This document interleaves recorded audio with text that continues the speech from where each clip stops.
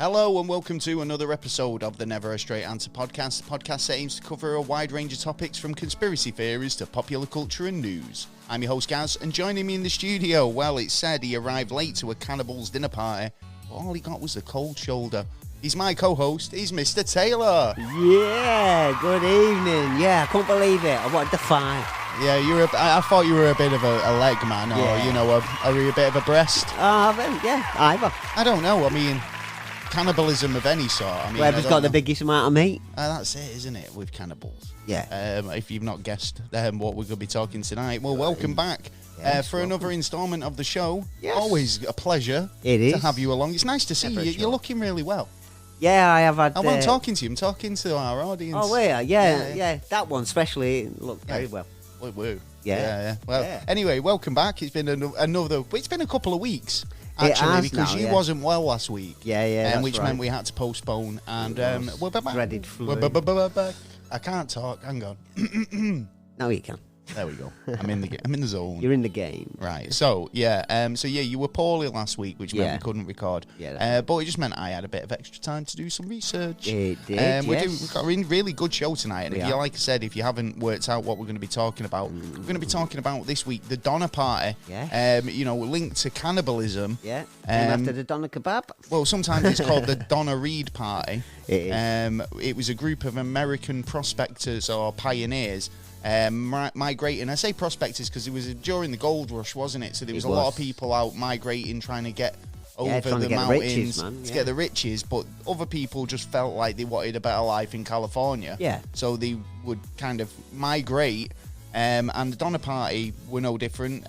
They went from 1846 trying to get to California, didn't arrive there till 1847.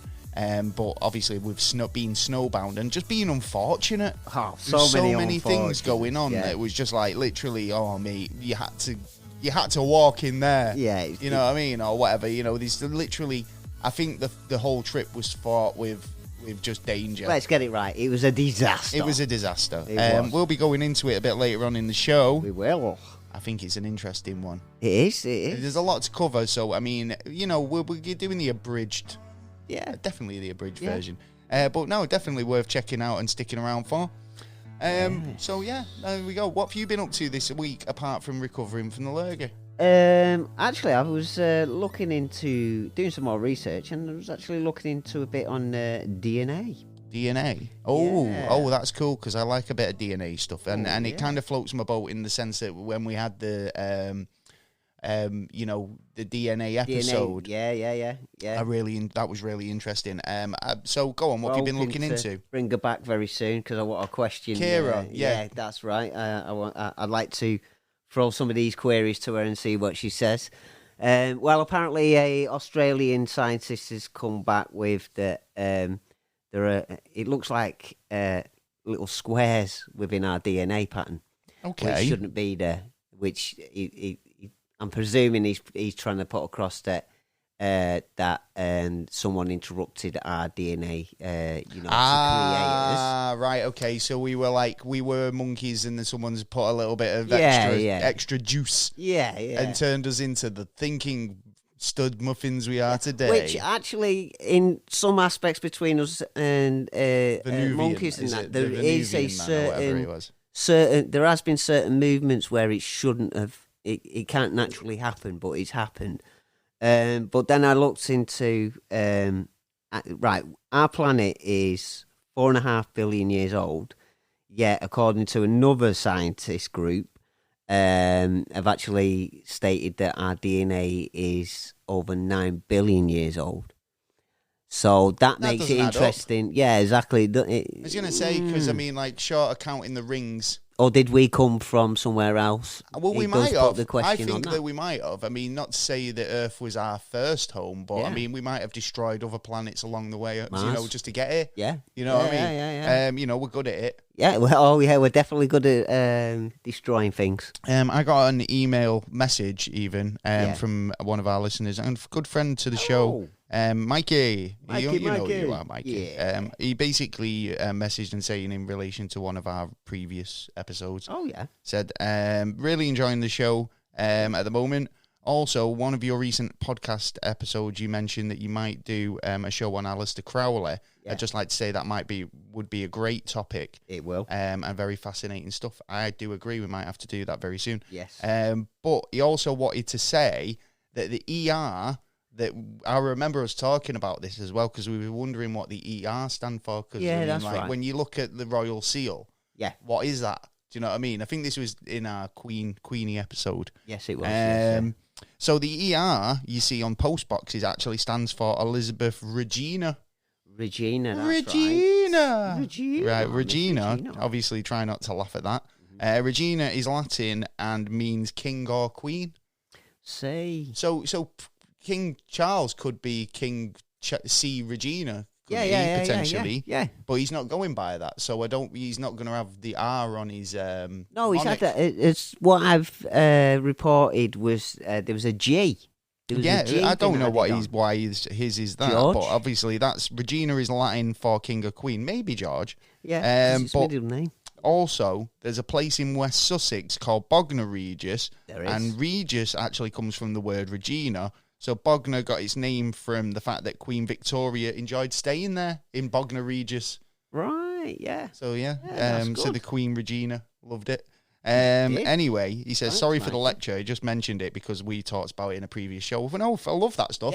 Yeah. If you want to get in Bring touch and you've got something to add to the show, and then make sure you do, because it's obviously We're happy to. all elevates. Yep, we're happy to accommodate.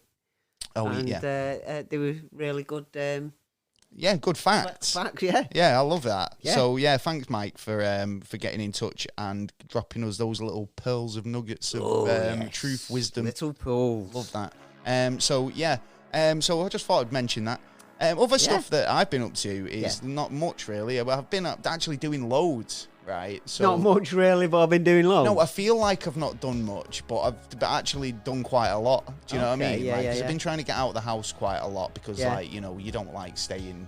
You don't want if to you're waste. not being boring if you've got a bit of time Bring up off. the bills, innit? So I've been trying to do a few projects that I've been meaning to do. So I remember saying I was getting into printing. You were, printing yeah, blocks and stuff like that. Yeah. So I've ended up printing a few T-shirts now. So I'm Yes, getting into nice that one. and just working out what works, what doesn't.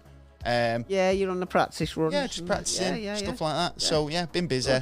Got a few exciting things coming up in the near future. So that's all worth exciting and good stuff to look forward to. Did you see this? Lewis Capaldi.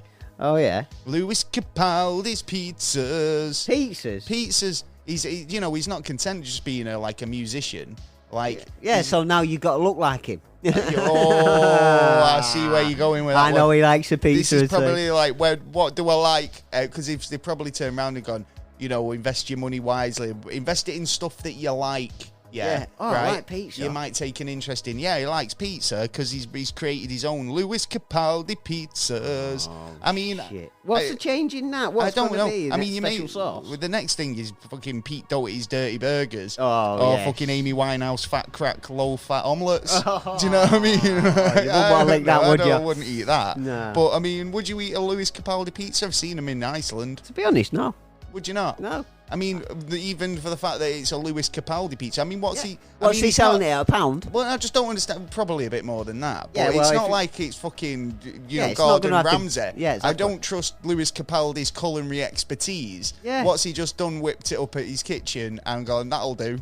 I don't know. That lad's seen more microwaves than hot dinners. Yeah, exactly. So I wouldn't be surprised if that was his next trick. Microwaves. Turning a trick of microwavable dinners. Yeah. Lewis Capaldi's microwave dinners. Anyway, I thought that was quite comical. I wanna see that. He was on BBC Breakfast. Yeah. And I think Naga Manchetta and I forgot who the other guy is, but they were basically commenting on Lewis's hair, saying, "Oh, you've got great hair," and. He said to the other male presenter, "Oh, your hair's great as well." And Naga Manchetti's turned around and said, do you want a room?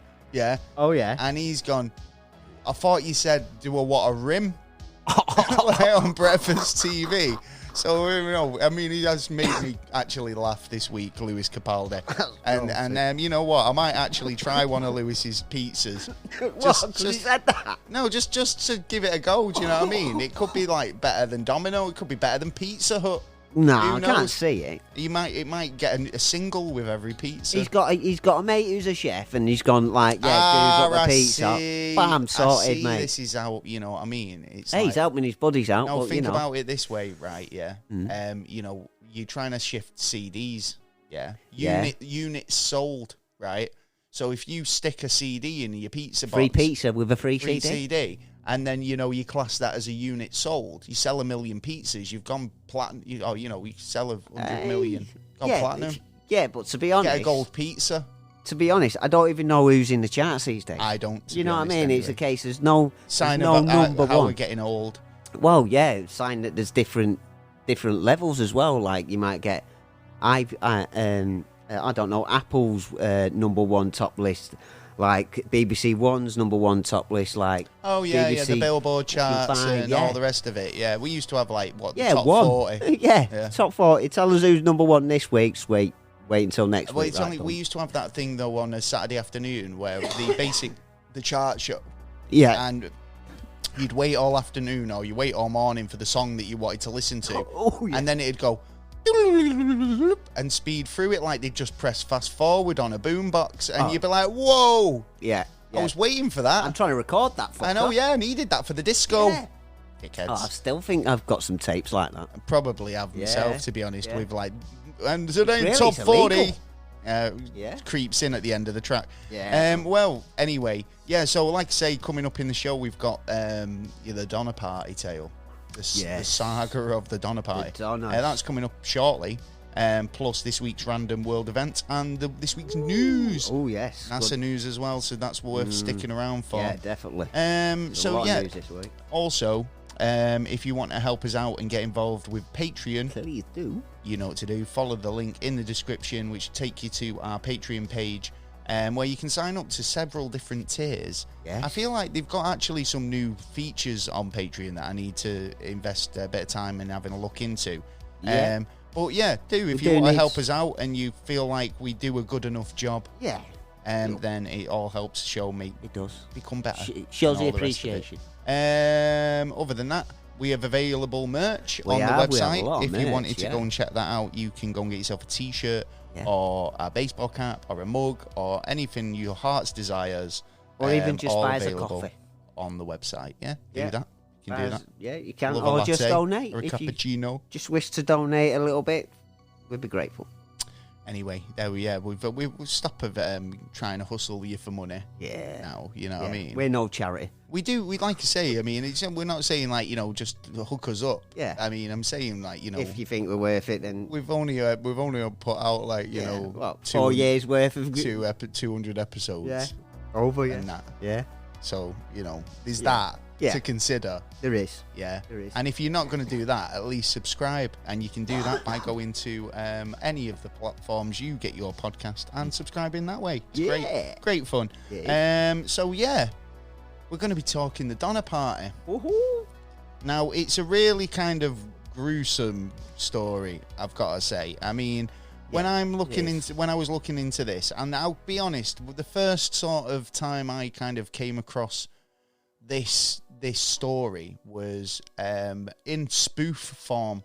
It was Trey Parker and Matt Stone's sort of adaptation, I could say, or spoof of the Donner story, and it was a film called Cannibal the Musical.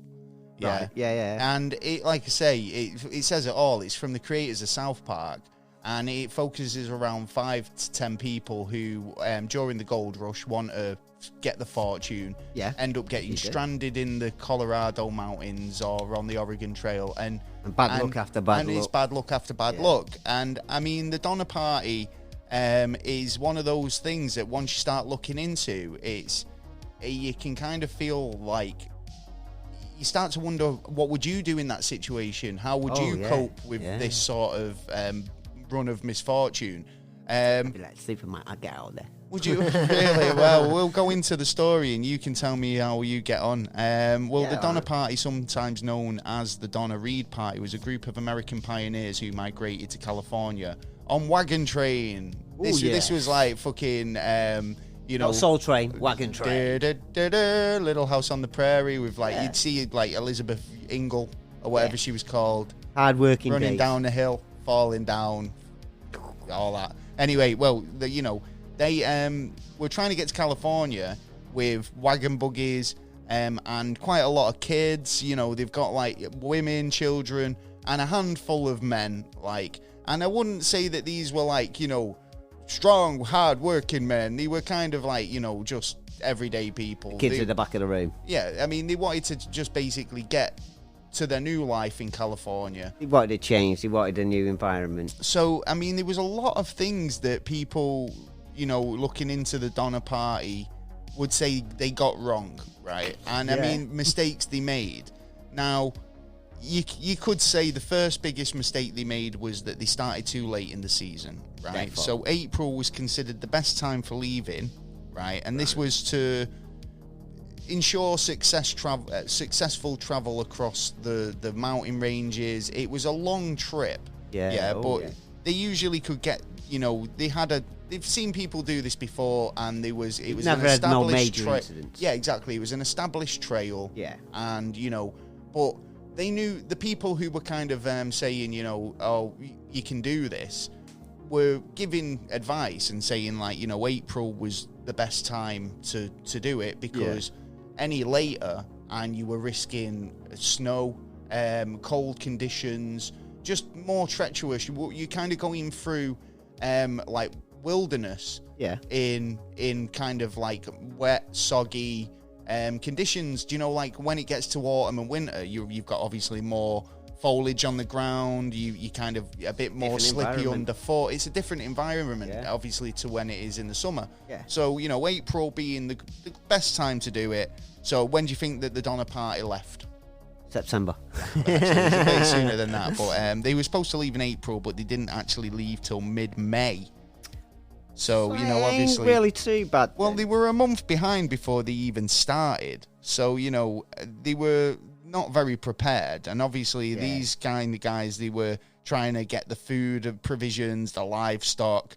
They didn't really take enough, but they felt like, they did. They had an idea that this trip was going to take 4 months. So they took enough food to, last them that period of time. Yeah. You'd think that you'd take a bit extra. You'd think you'd take an expert. Well, you would, wouldn't you? So, but they had to get across rough mountain passes before winter. And obviously that meant, they had to get a hustle on. Yeah, nothing else had to go wrong. They had to get there now. So they left a month late. Rather than setting off in April, they set off on the 12th of May, which put them, a month behind. Did they actually say why they've left them a month late? I think it was just because of, tying up loose ends, getting enough Getting all the equipment in getting and all the that equipment, stuff, getting the food provisions. I should imagine as well, if you're trying to kind of move your whole family and kind of take everything with you. So that's a lot of work. You'd have a lot of kind of, what can we take? What can we afford to leave behind? And just basically trying to get your affairs in order, I think that's why it took so long. But who knows? Do you know what I mean? There could have been any number of reasons. Yeah. I mean, like, say, the expedition seemed to be played from the start. So the next thing to go wrong was actually they've set off, can I say, there's about 40 of them potentially at this point. Okay.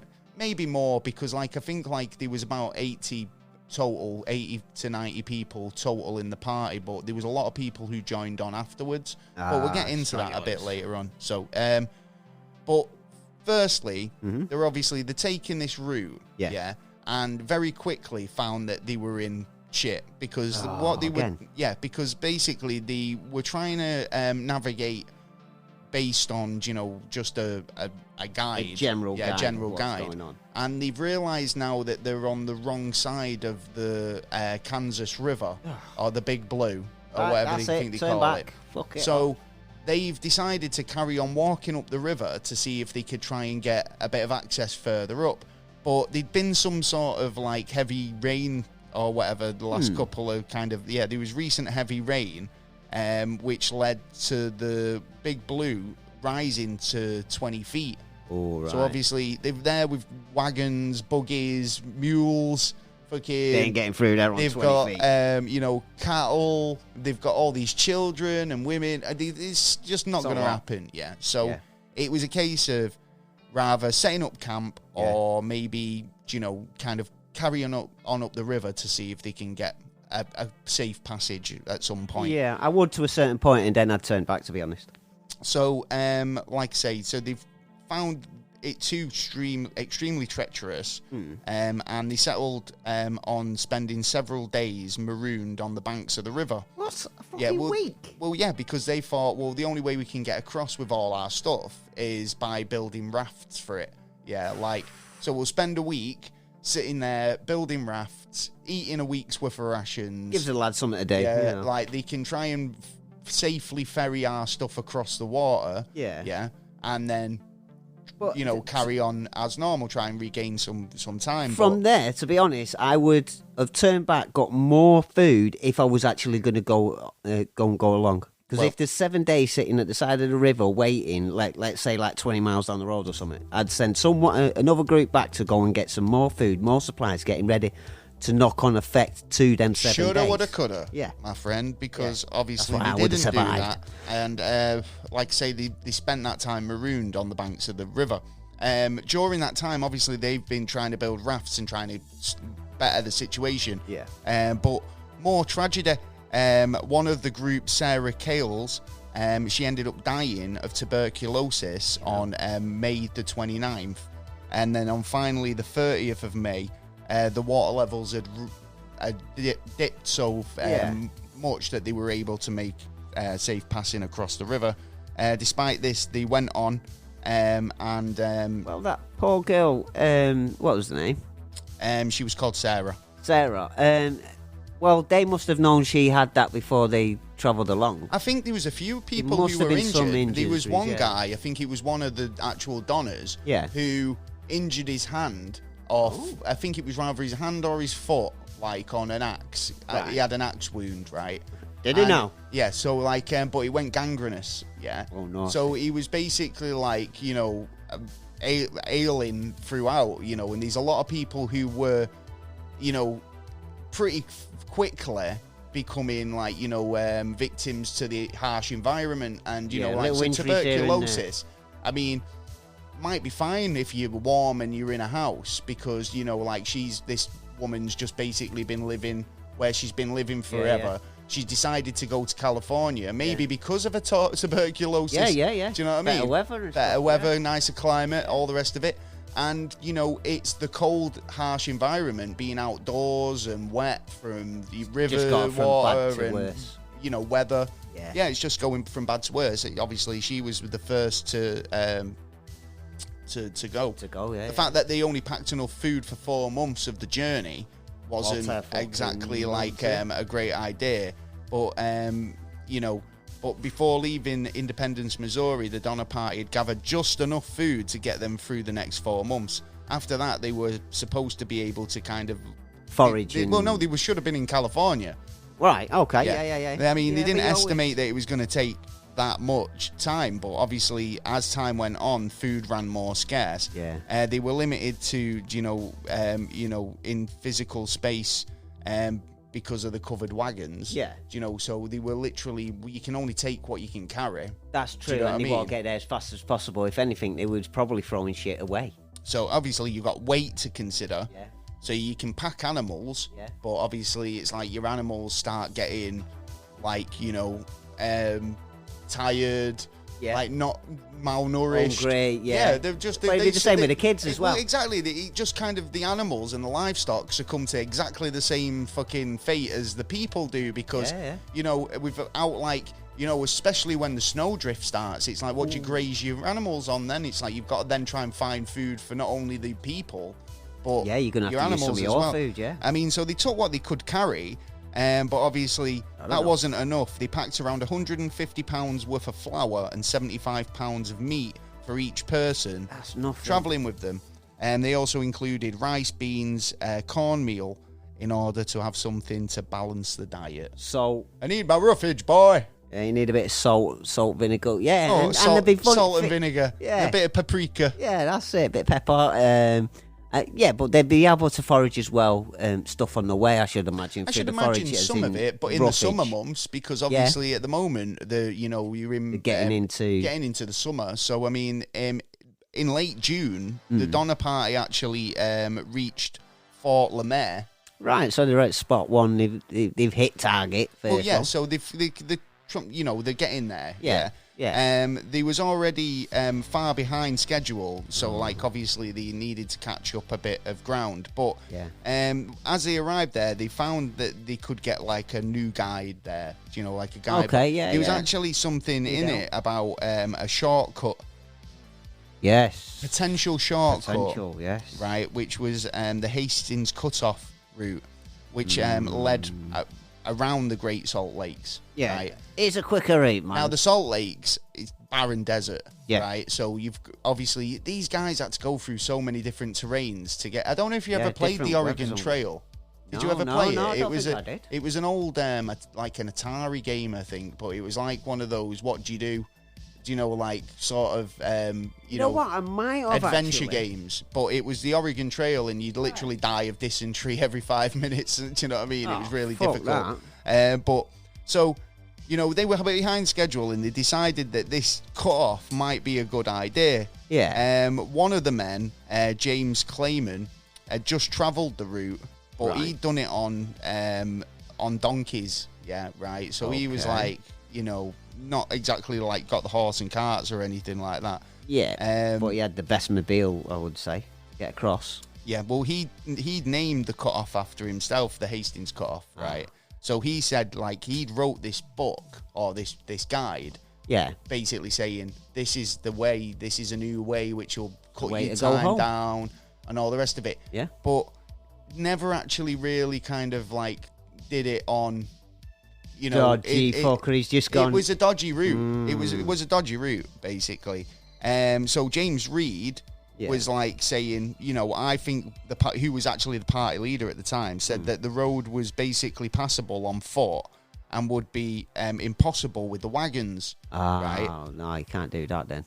So he basically said that the Donners should go the way they were gonna go, and stick to the conventional route. Yeah, but.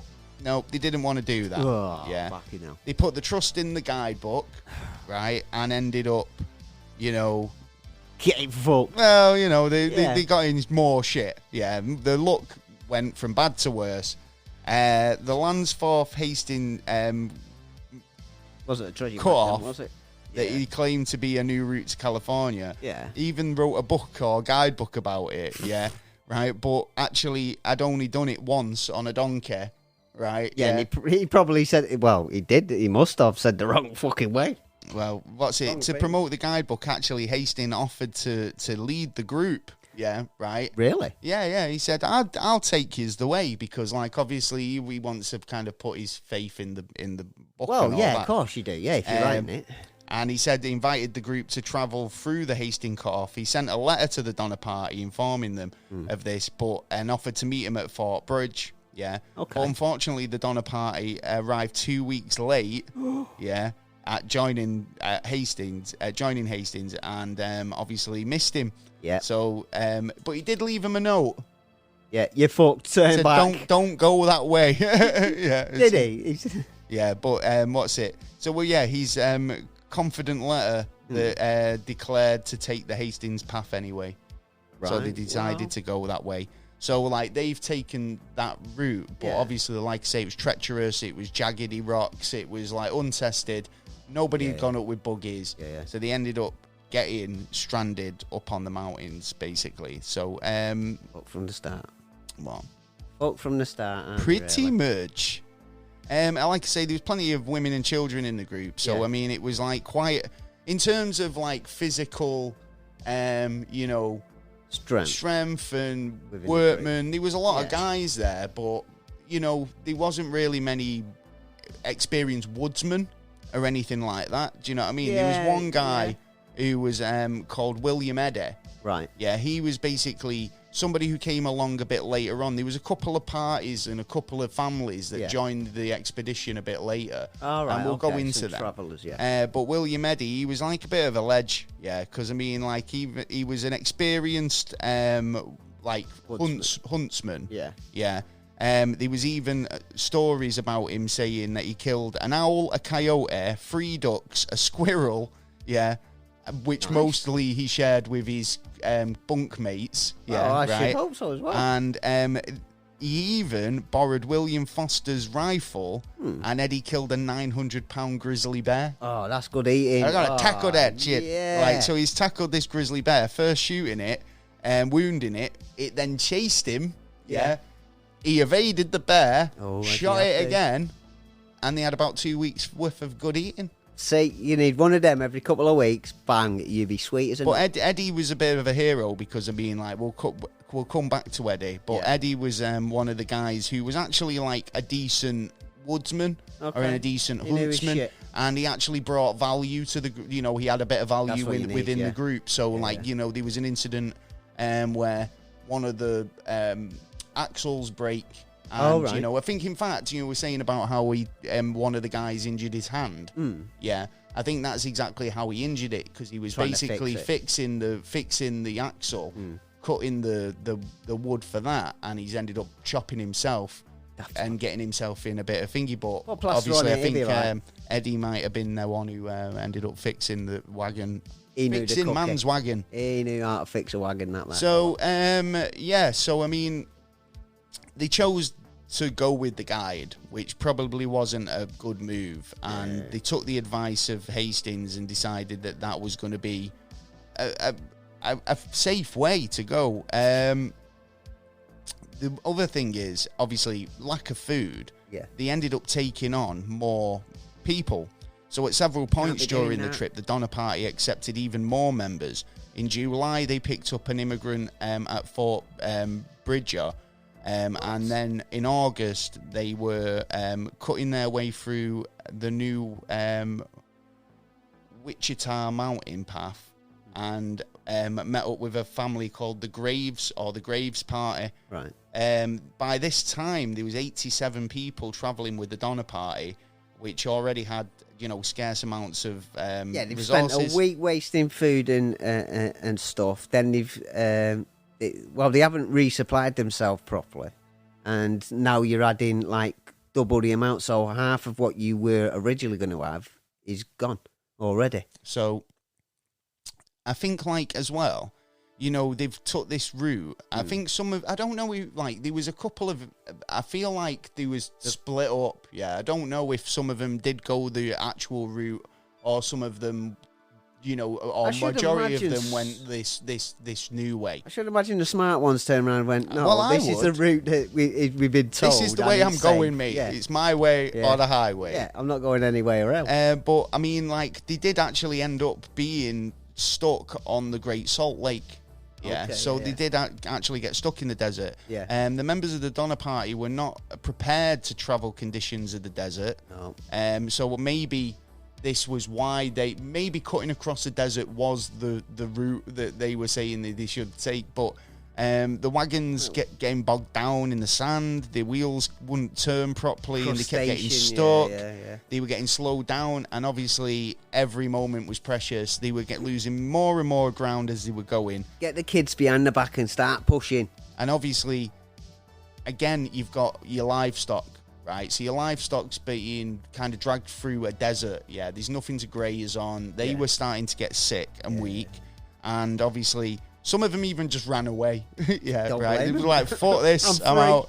I'm fucking not going with you guys. You're fucking going to kill yourselves." Disaster, this look. Well, they basically, they had problems, so they ended up abandoning some of the livestock, and, like, say, a lot of them ran away. Should have shot it. They should have shot them. I mean, imagine exactly, the meat just from that. Exactly, that would have given them at least like a bit more strength. At least 2-3 days more strength to actually get going on and Like, mind as well, body and soul. Well, I mean, obviously they went through some sort of dry conditions, so obviously the cattle weren't prepared for that. They needed to rest. They needed to eat.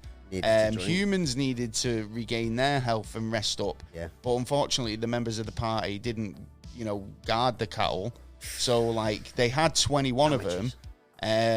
So some of them were stolen. Stolen? Yeah, by Native American tribes one night, one late night. Although they trekked, around trying to find them, they didn't.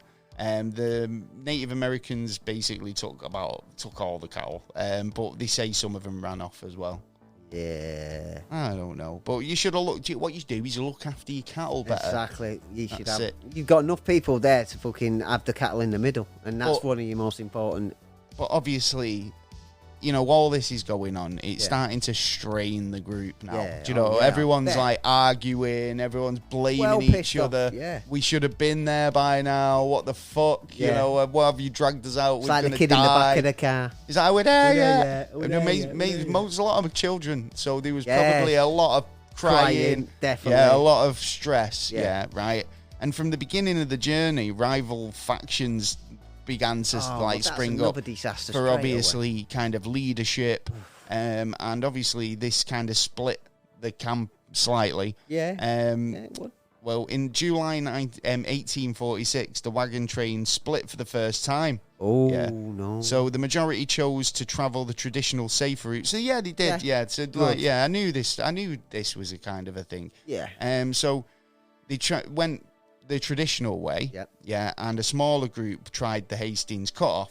And once again, trouble began when they got into the mountains, as the group blamed James Reed for advocating the new path.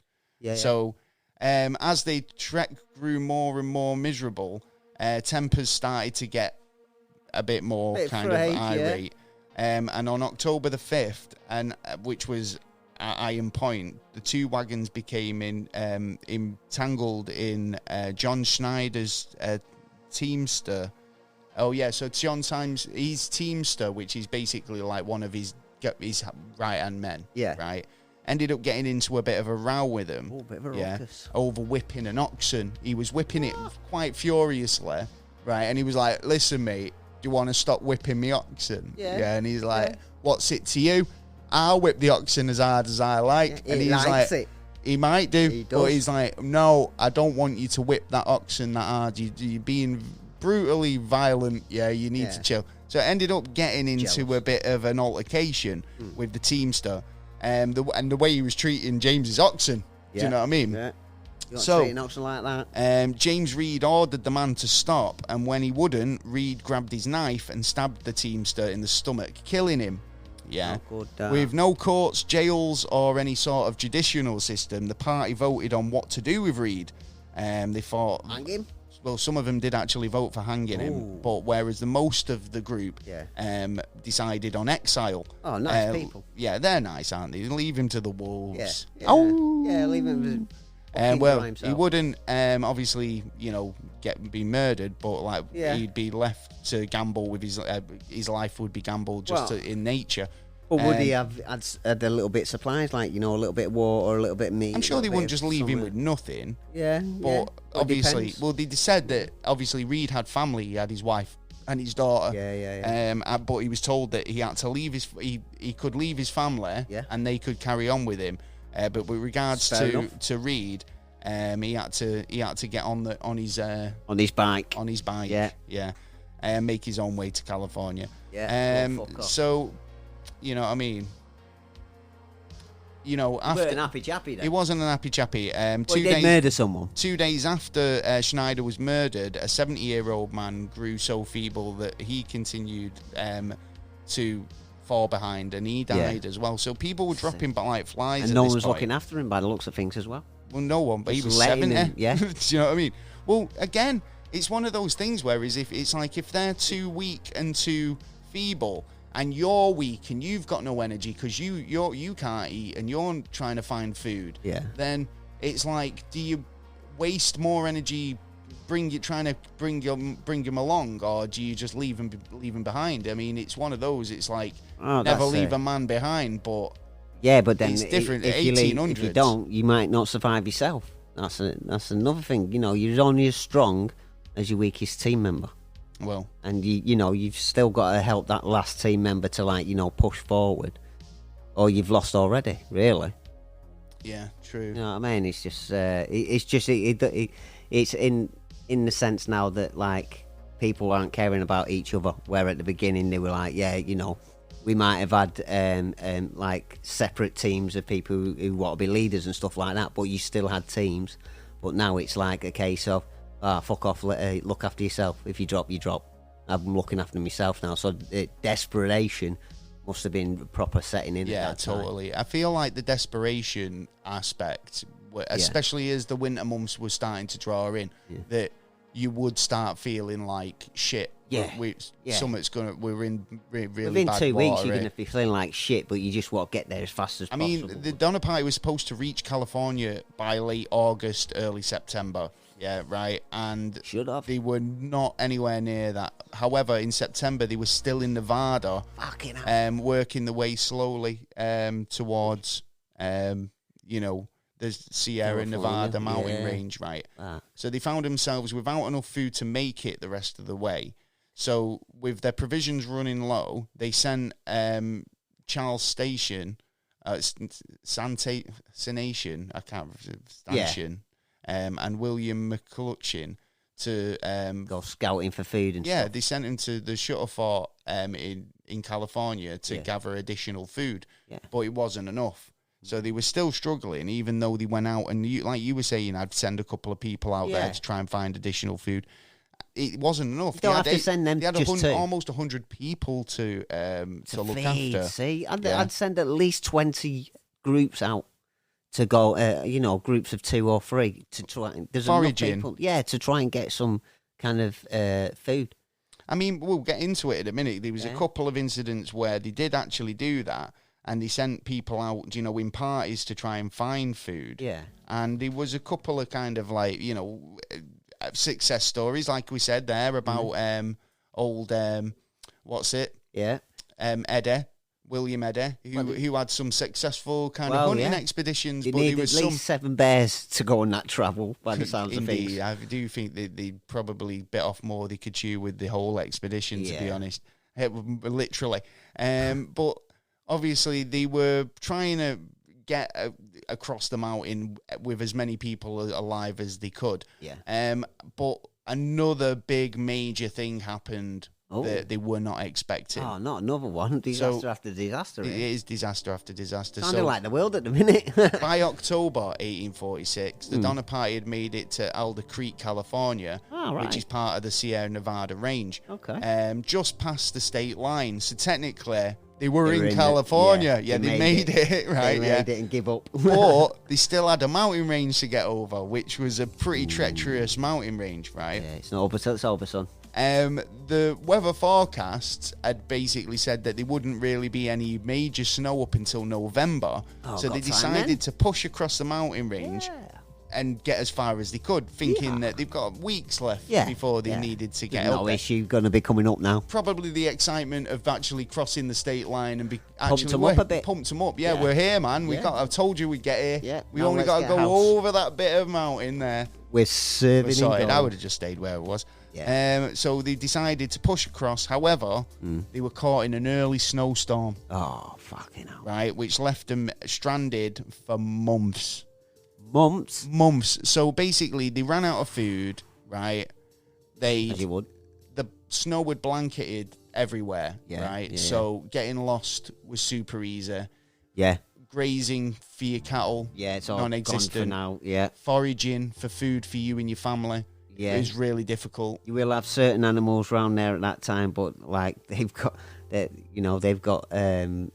disguises, and they ended up getting so desperate that they resorted to obviously eating the cattle, what they had.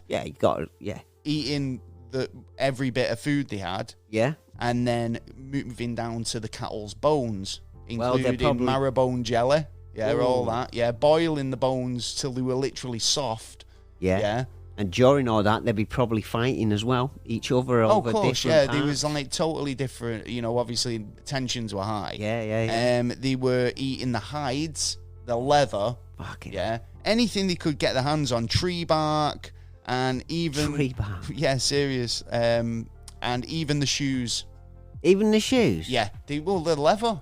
So most people's shoes are like true. they were they were eating tree bark. Do you know what I mean? Yeah. So thinking it's a vegetable. eating the shoes, but that just meant that they was barefoot, right? Which made the situation worse. They were getting gammy feet. They were bleeding. Freezing. They were really, getting like you say, not hypothermia. What's the thing where your toes can break off or whatever? Oh, you mean trench foot? Oh no! Like frostbite. Frostbite. Yeah. So like, I'm assuming that there would have been stuff like that. I mean, this is when the times were getting to the point where, it's getting desperate. Desperate times. They're going to be chilling all the time with their feet on the floor. So can't all stay in the. Basically they've camped up and like it's getting to the point now where they've got to do something. Yeah. They decided, because obviously I mentioned earlier that it was kind of like when they've split off, they met up with these two Native Americans. Oh, right? yeah. And they were basically helped them out and said, we can take you part of the way. Yeah. Right? They knew the area well. But they've ended up coming up a bit later on because, like, after a while, they were like, shit, we're going to have to send somebody out there, to try and get us some help and some rescue. Yeah. So a party of about 14 of them, which was about 9 men and 5 women, all decided that they were going to go and try and get help, and they were going to try and get to this fort where they could raise the alarm and get everybody out there. But the problem with that was it was going to take months for them to get there. Yeah. And they got no supply, so how are they going to have the energy to actually be able to make it down that way? Well, you don't know. I mean, obviously, one of the people who led the expedition was actually William Eddy. Oh, right, yeah, they should make it then. Well, funny you should say that, actually, because out of the 14, 15 people who actually left, only 7 of them made it back, which was Eddy, another guy, and all of the women. Whoa, Eddie really, did a fucking... Women hated their husbands women back then, first. they murdered the fuckers. But he ended up mooching out off camp, so like I say, they've gone to try and find help. Yeah. But they've ended up getting in kind of like finding these 2 trailsmen again, these Native Americans. All right, yeah. Right? And they helped before, so they might be able to help now. Well, you'd think that, wouldn't you? But, like, remember I mentioned about William Foster earlier? Basically, he owned the rifle that Eddie had shot the bear with. That's right, yeah. Well, Foster murdered the 2 Native Americans, right? Oh, what for?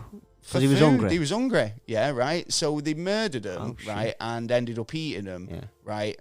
And these were the guys off on the side expedition just to try and get some help, right? Right. So 2 days later, they've ended up wandering into this Native American camp, right?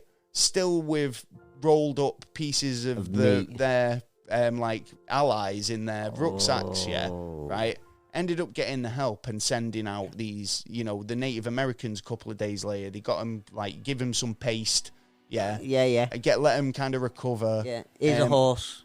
Yeah, that sort of thing. And then guided them to... the entrance out. To get out, So they were as part of a company called Hope. I forget what... I've got it written down here somewhere. But the company that they went out in, they basically got to the fort in California and raised the alarm. They said, shit, there's people stuck up over the mountain. You need to help us. Get shit together, get out there. You need to get some sort of like rescue party out there to save him.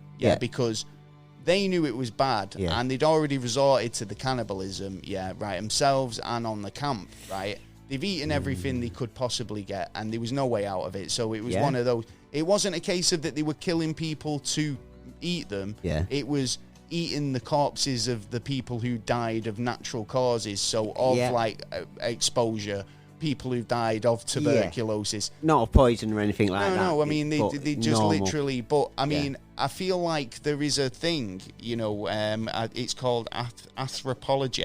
Yeah. Which it's about kind of psychology and how people, once they cross a line, it's almost like murderers or serial killers. It's like once they take that first life...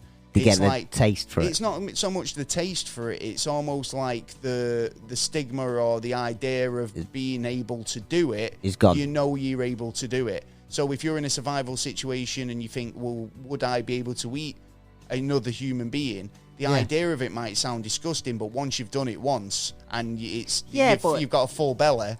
Yeah, do you know what I mean? Would you feel more at ease doing it a second time and a third time and a fourth time? But I won't come back and start going, you know what? I like that fucking leg. You know what I mean? Of a human. I'm going to go out there and get one. That's the strange thing, because there's a lot of people who kind of partake in cannibalism who end up saying stuff like this and actually getting on board with it.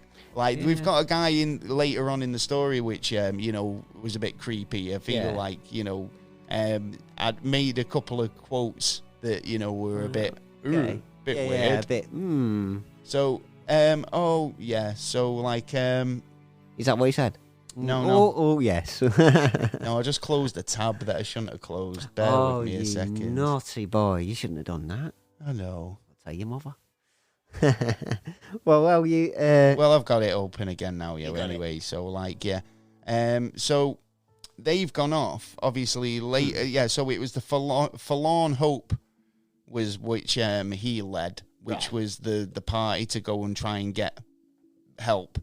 So he's gone down there with Charles Stanton and the Miwok Indians, and they've led him to civilization out in California. So the men only survived where Eddie and William Foster... because he borrowed his rifle. They borrowed the rifle. They kept hold of it. Smart. And the 5 women of the Forlorn Hopes had obviously resorted to cannibalism as well. But Eddie tried to hold off as long as possible, he said. Yeah. Because... Yeah, he would say that though, wouldn't he? You know what I mean? I weren't the first one to go, I'm munching into that fucker. Well, this is the thing, but when, there's meat on the table, you might change your tune, and that's the thing. Yeah. It's like you'd have this ethical kind of conundrum first time round, but would you... Yeah, once you've done it the first time, it becomes less... sort of scary. But it's still... I mean, mate, we'll go into it in a little minute, because there's a couple of people who say things that make you wonder, honestly. So they've sent out the first sort of... rescue. The first rescue, the first sort of set of people. They knew they weren't going to be able to get there for a couple of months, or at least a month. Just on foot or on horseback. It might take a bit quicker. Well, I would imagine so, hopefully. What's it? Because of William Eddy's had arrived at the fort in California, basically. He'd left bloody footprints, all the way up to... Well, no, it wasn't smart. It's just the fact that he'd eaten his shoes. Yeah, so he's eating his shoes and he's got bloody feet. But it meant that they could track... these footprints all the way back to the camp. Right? I see. So, but it could be smart for trapping an animal as well. Well, maybe, it could have been. But so, they've basically sent out the first relief to try and find this camp. And when they said they arrived at the camp, it was pretty horrific.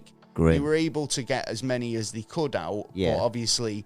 majority of them were women and children, and there was a lot of dead bodies. Do you know what I mean? The people had been dying. They actually said that they were, when they first arrived there, they didn't actually see anything. They couldn't see, where this camp was supposed to be, because we were told it was here, but they were sort of hidden under the snow. And they were living in little hidey holes in the snow. What the fuck? Right?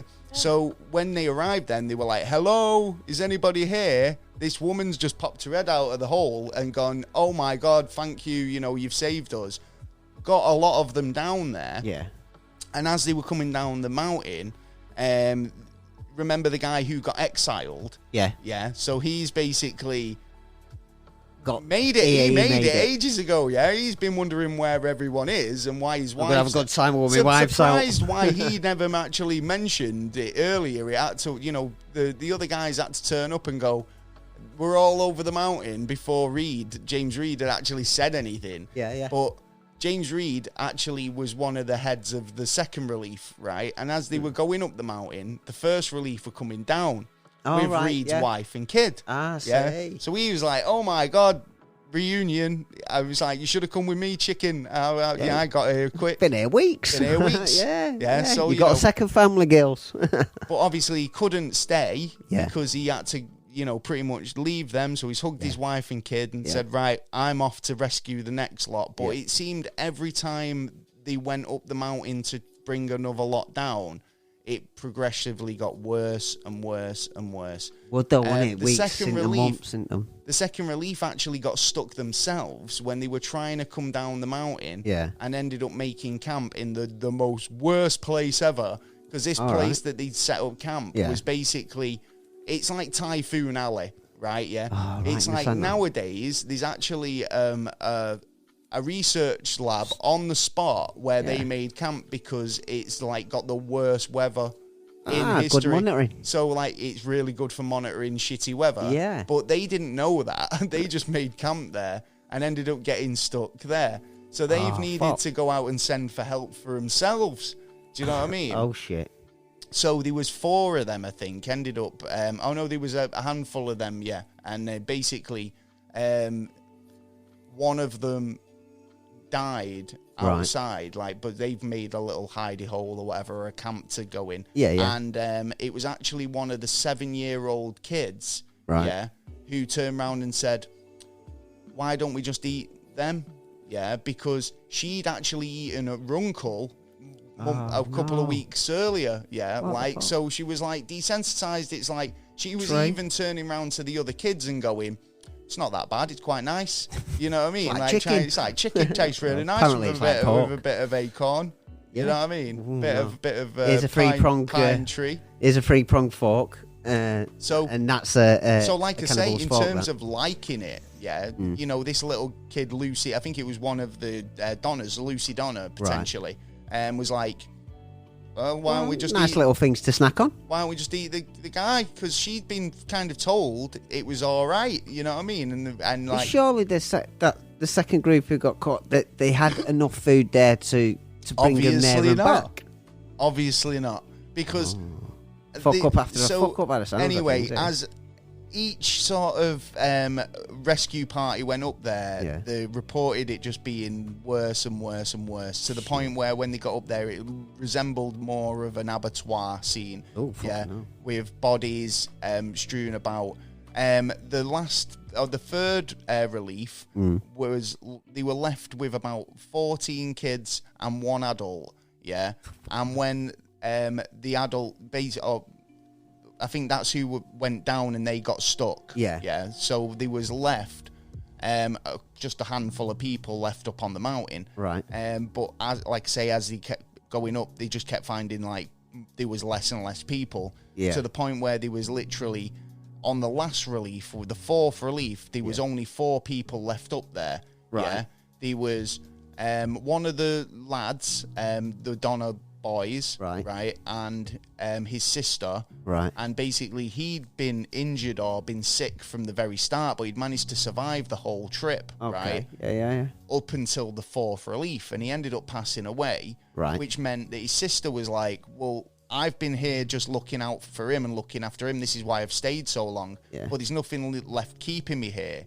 So I'm off." But one of the guys who was left up there, I think it was a guy called Schneider, potentially. I need to find his name, because it was like the guy who was left up there was the last adult, right. And he claims that they ate the boy, and then she died because she fell in a gully, got wet, and ended up getting some sort of chill and dying, but he said that her flesh was the most tender and supple he'd ever tasted. Because he got it fresh. He murdered her before he bit her. So he was pretty much like the last survivor. So when the 4th wave went up, it was actually only four of the like most ruthless sort of guys who were willing to go up there because they were only up there for the loot, for the treasure. Yeah. Because you've got to remember, all their money, everything was like in trays bolted to the underside of the carriages. It was like they were taking thousands of dollars worth of silver and gold and jewels and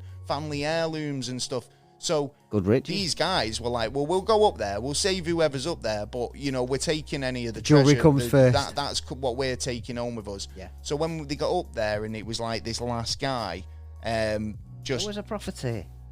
He was basically, you know, not tortured, but like basically told, show us where you've buried the loot. Yeah. Or you're going to just leave you up here. Yeah. So he's ended up going, oh, all right, then told him where he's buried the treasure. Well, I suppose loot means nothing to you now. Was allowed to kind of tag along as they made the way back. You follow our trails of our horse. He was like, so kind of, oh yeah, I'm the last survivor, I survived it, you know, like, and was very vocal about the fact when he got back into town. Yeah, about what he had to do to survive, and he actually ended up getting a bit of a reputation as a cannibal, but obviously he didn't like that.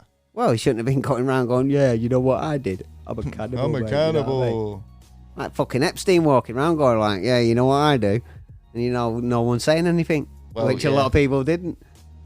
Well, there was, there's been loads of accounts of it from the survivors, obviously. The youngest of the Donner children, she published an account of the Donner Party in 1911 based on print accounts of her and her sisters. Yeah. The Graves children lived varied lives. Mary Graves married early and then, but to her first husband, was murdered. Oh. So, you know, these never, she didn't have...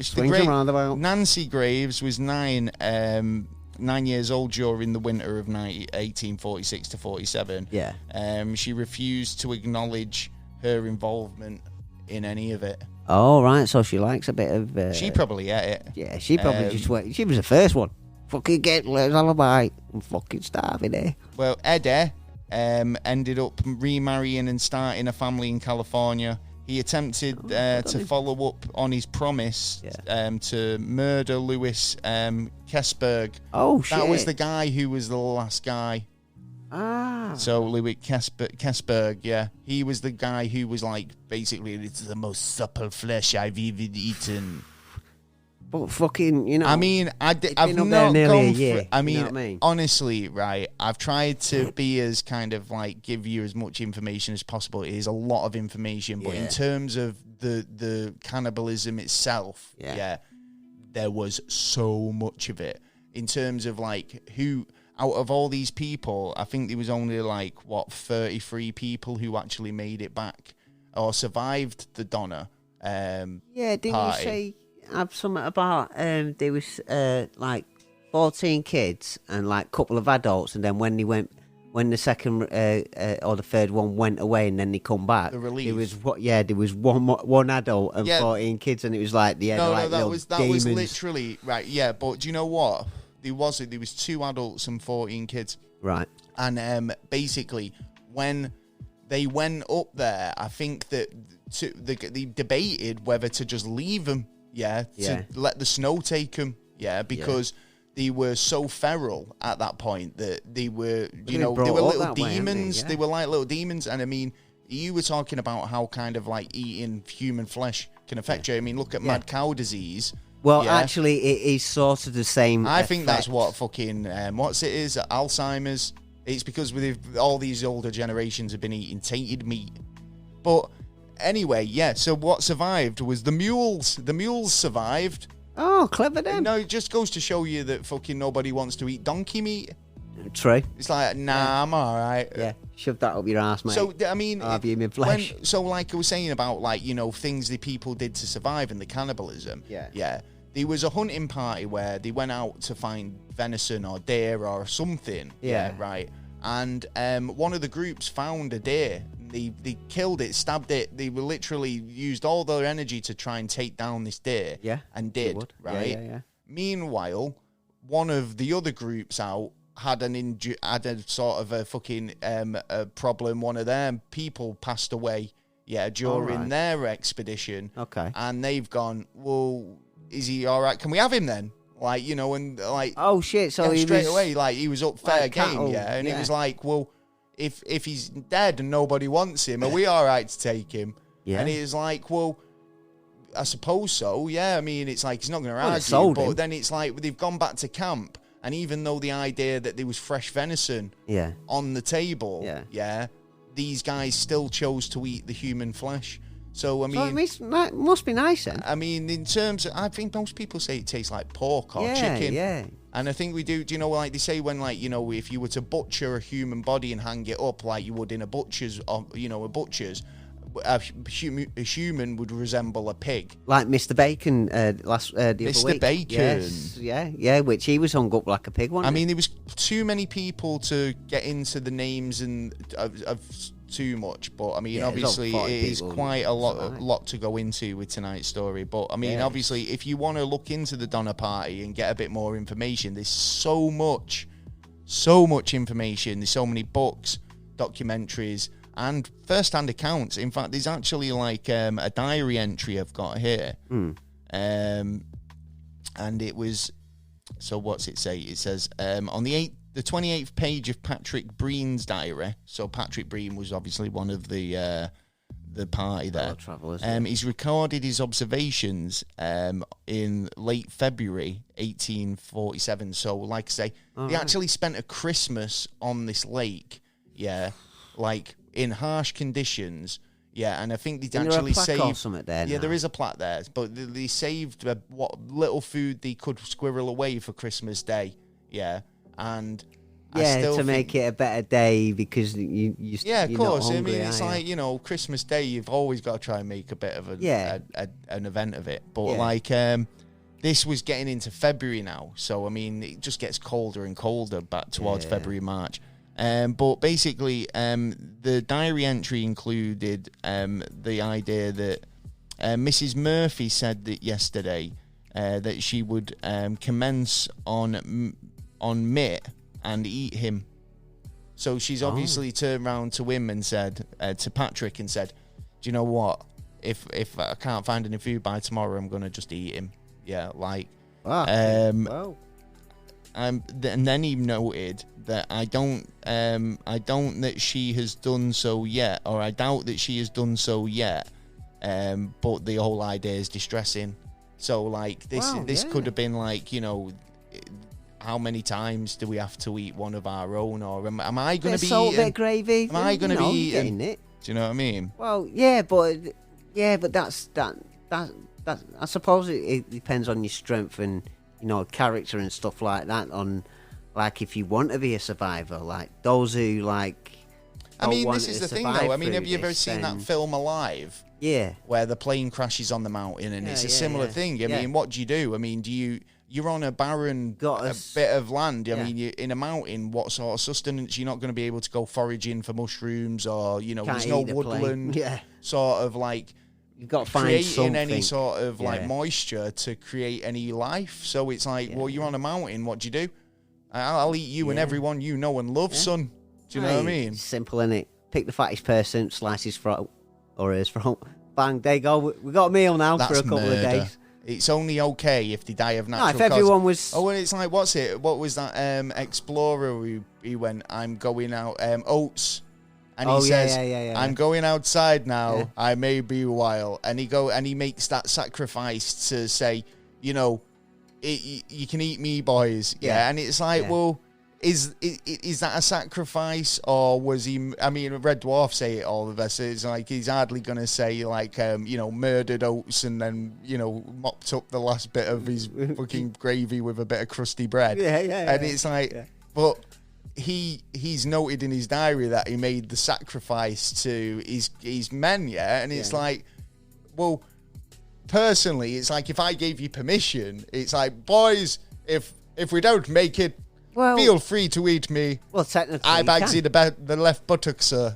Well, yeah. Well, technically, you can, but on the on about cutting the fat person's throat, reference I was on about. I was on about like if let's say there was 5 people. Accidentally cut his throat. I got exactly what you meant there. You know what I mean? It wasn't it's a murder. case of survivor. It's survival of 5 people. What you've got? Who are all in the same and cannot get out the same instant. I'd stand up in court and say, I wasn't going to murder him, but then I asked myself, what would Beyonce do? And then I was like, I'm a survivor. Well, there's no point killing me if I've already killed someone for the meal.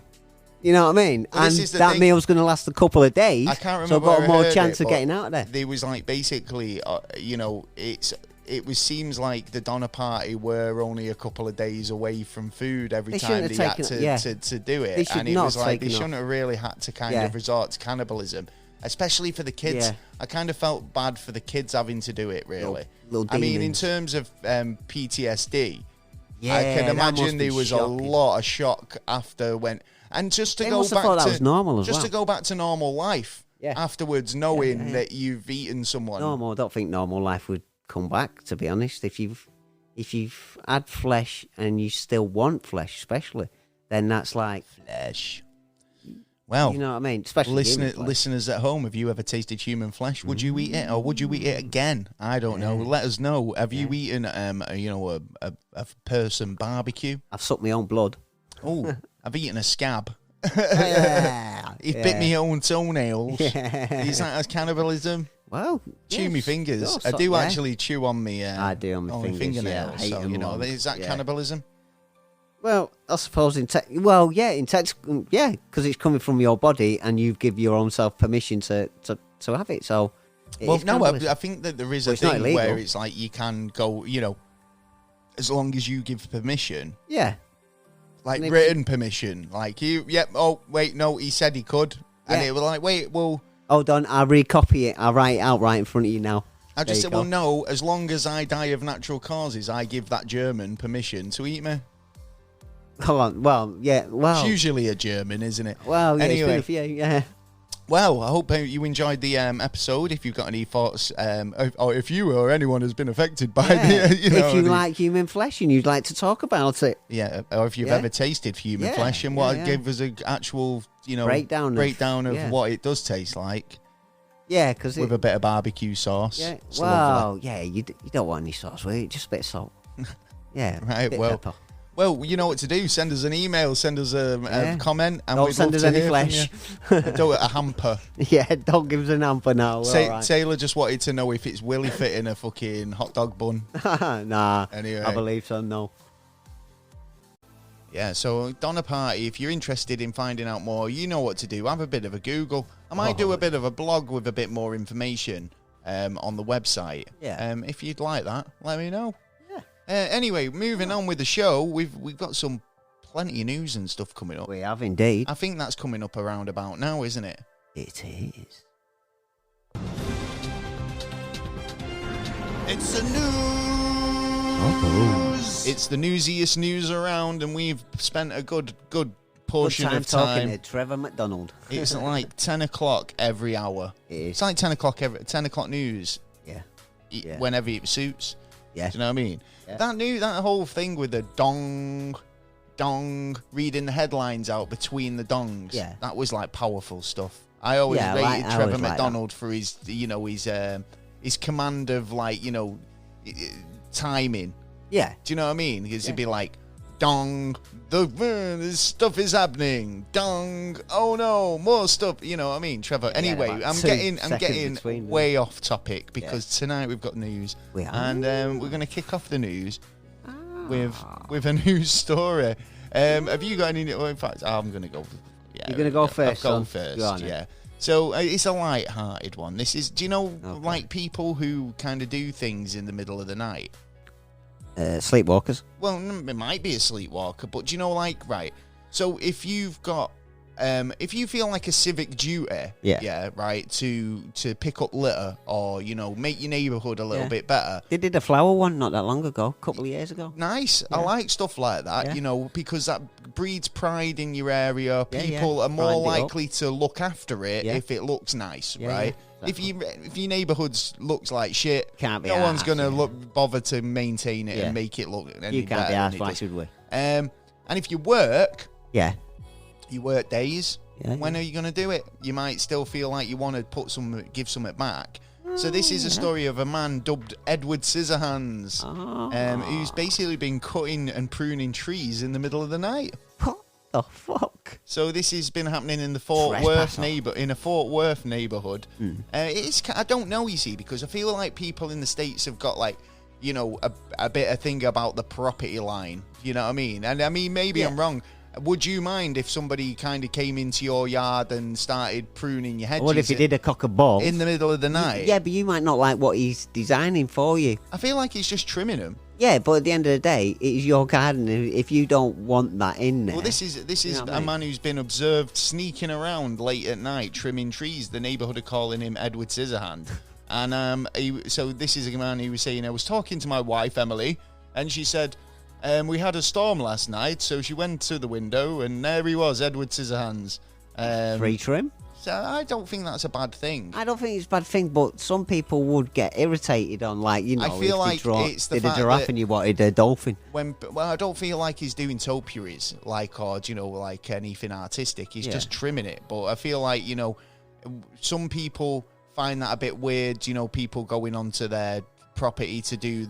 work. It's like, are you trying to say that I'm not maintaining my own property? Obviously people, you know, I mean, obviously there's some states where it's like you go on people's property, you can get bloody shot. Yeah. So, you know, I mean, like, it's a risk, you know what I mean, to just prune a bit of a trim of a hedge. But, I mean, I feel like the fact that he's doing it in the middle of the night is probably more unnerving, because it's like, obviously... If he's not waking anyone up... A man trimming a hedge in the daytime, nobody would bat an eyelid. No. But the fact that this has made news, because he's doing it at night. Yeah, right. Yeah, he's a stalker. It's a weird one, because, I mean, if everybody started... You know, we're 24-hour party people, baby. It's like, when do you care if I wash my car at 1 a.m.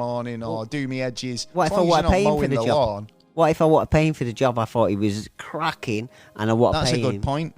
I mean, did he actually know who the guy is yet? And, like, is he someone from, you know, another town just come in? Apparently, he was very kind of, sneaky. He took a lot of pride in his work, because he started trimming the trees, admiring his work, kind of stepping back to kind of go... Got good eyesight then as well. It's looking good, that. Yeah. Do you know what I mean?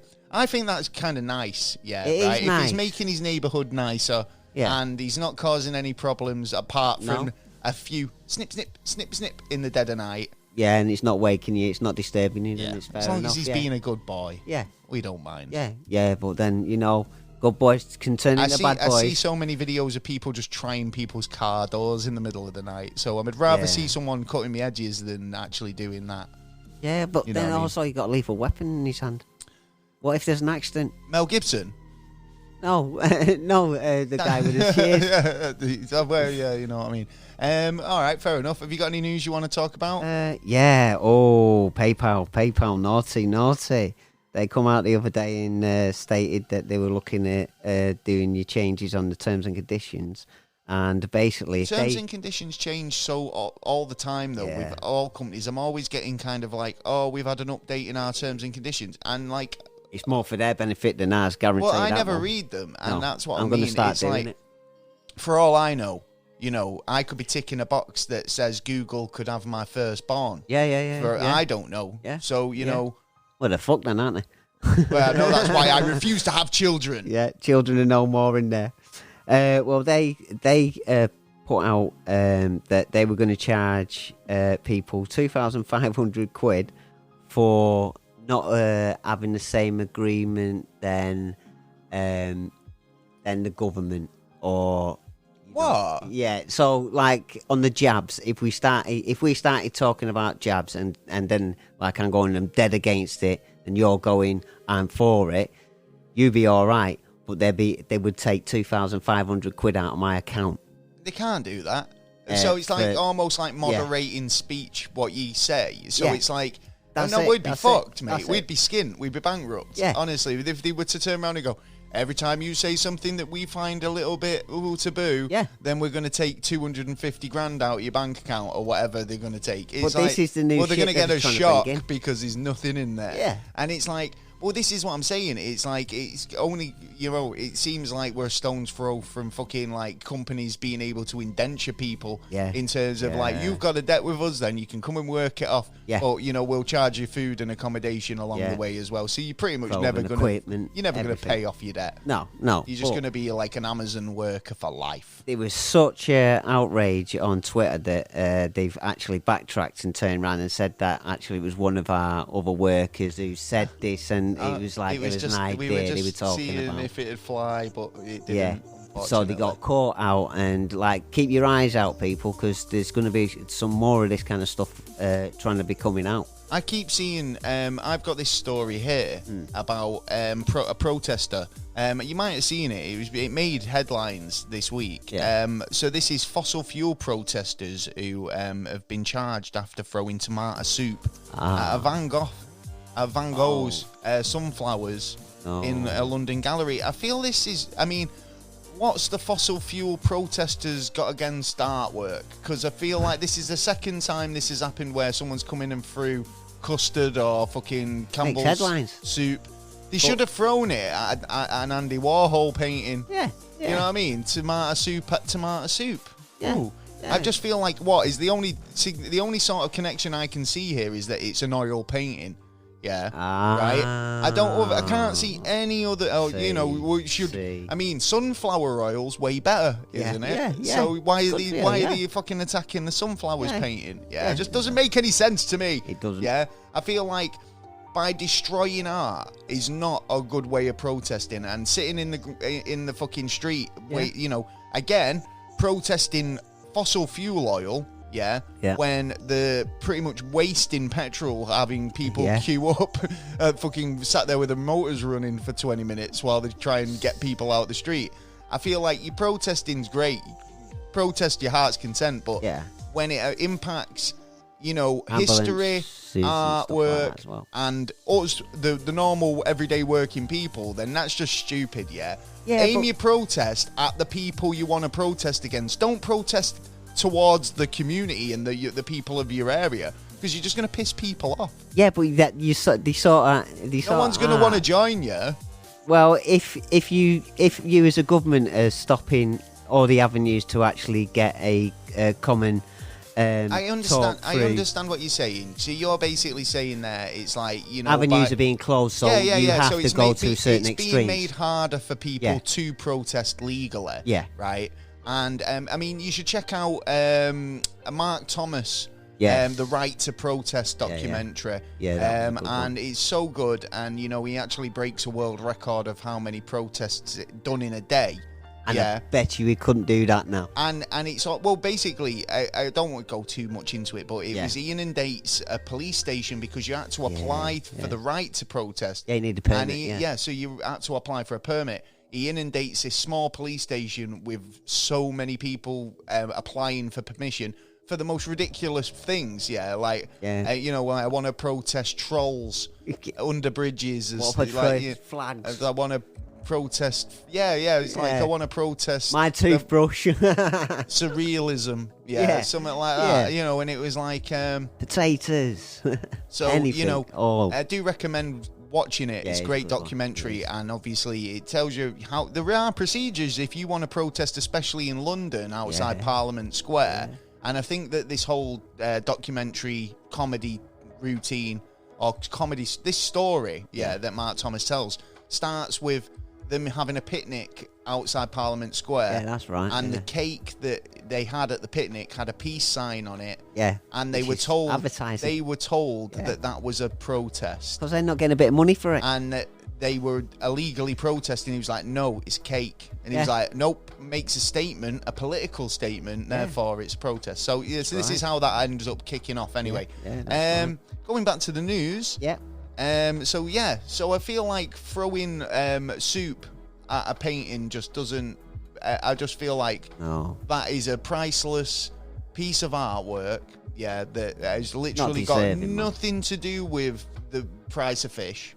Yeah. But then, I put half of the problem down to the media because Well, they've covered it. they've covered it and not covering other things that are more important. Well, I feel like what they've tried to do is make a statement and get people to listen to them. They've achieved that. Yeah, I'm not going to knock what they've done in terms of like they trying probably to make a change. Lost them, but they've lost my sort of like admiration in terms of what they've done to that painting. Yeah, there could be different ways of doing it. I mean, if that was permanently destroyed, that's a real kind of shame for fucking like history and humanity and art. Do you know what I mean? I'll be charging them for it as well. Oh, mate, they said fucking 80 million pounds or something ridiculous. There's the first slave lot.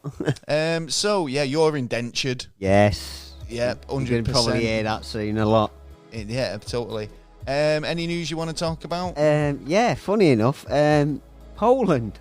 What's going on in Poland? Well, Poland has actually asked the USA supposedly for some nuclear weapons.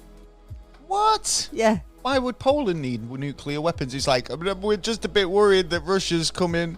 Because, basically because if you've got nuclear weapons, you've got less chance of Putin walking through the door and going, right, because he's going to be looking for another country as well. Oh, so can we just have them just as a deterrent? Yeah. We don't have to plug them in. Yeah, we won't plug them in. We'll just keep them safe, just in case. Yeah, which I thought was mad. And not only that, even madder. Well, why don't they just pretend that we gave them nuclear weapons? Just tell Putin. So we can just go, we'll just deliver a load of empty boxes one day and go, there you go, there's your nukes. Radiation, stuff like that would be. Blow them up in there. If it's to do with radiation, they're not going to be able to. They can find out through satellites. I don't care, right? Yeah. If he thinks they've got them, they're just in very good silos, right? Yeah. Yeah. There's trains underneath the ground. Yeah, lead line silos. So don't worry about it. We've got them, trust. Yeah. You don't have to have them. Just pretend you've got them. Got to be a good bluffer though as well. But do you know what, Putin? We've got like even way better nukes than you. Yeah, we've got nukes that bigger ones, man. You haven't even thought of these nukes before. Yeah, we've got nukes that like you've not even seen.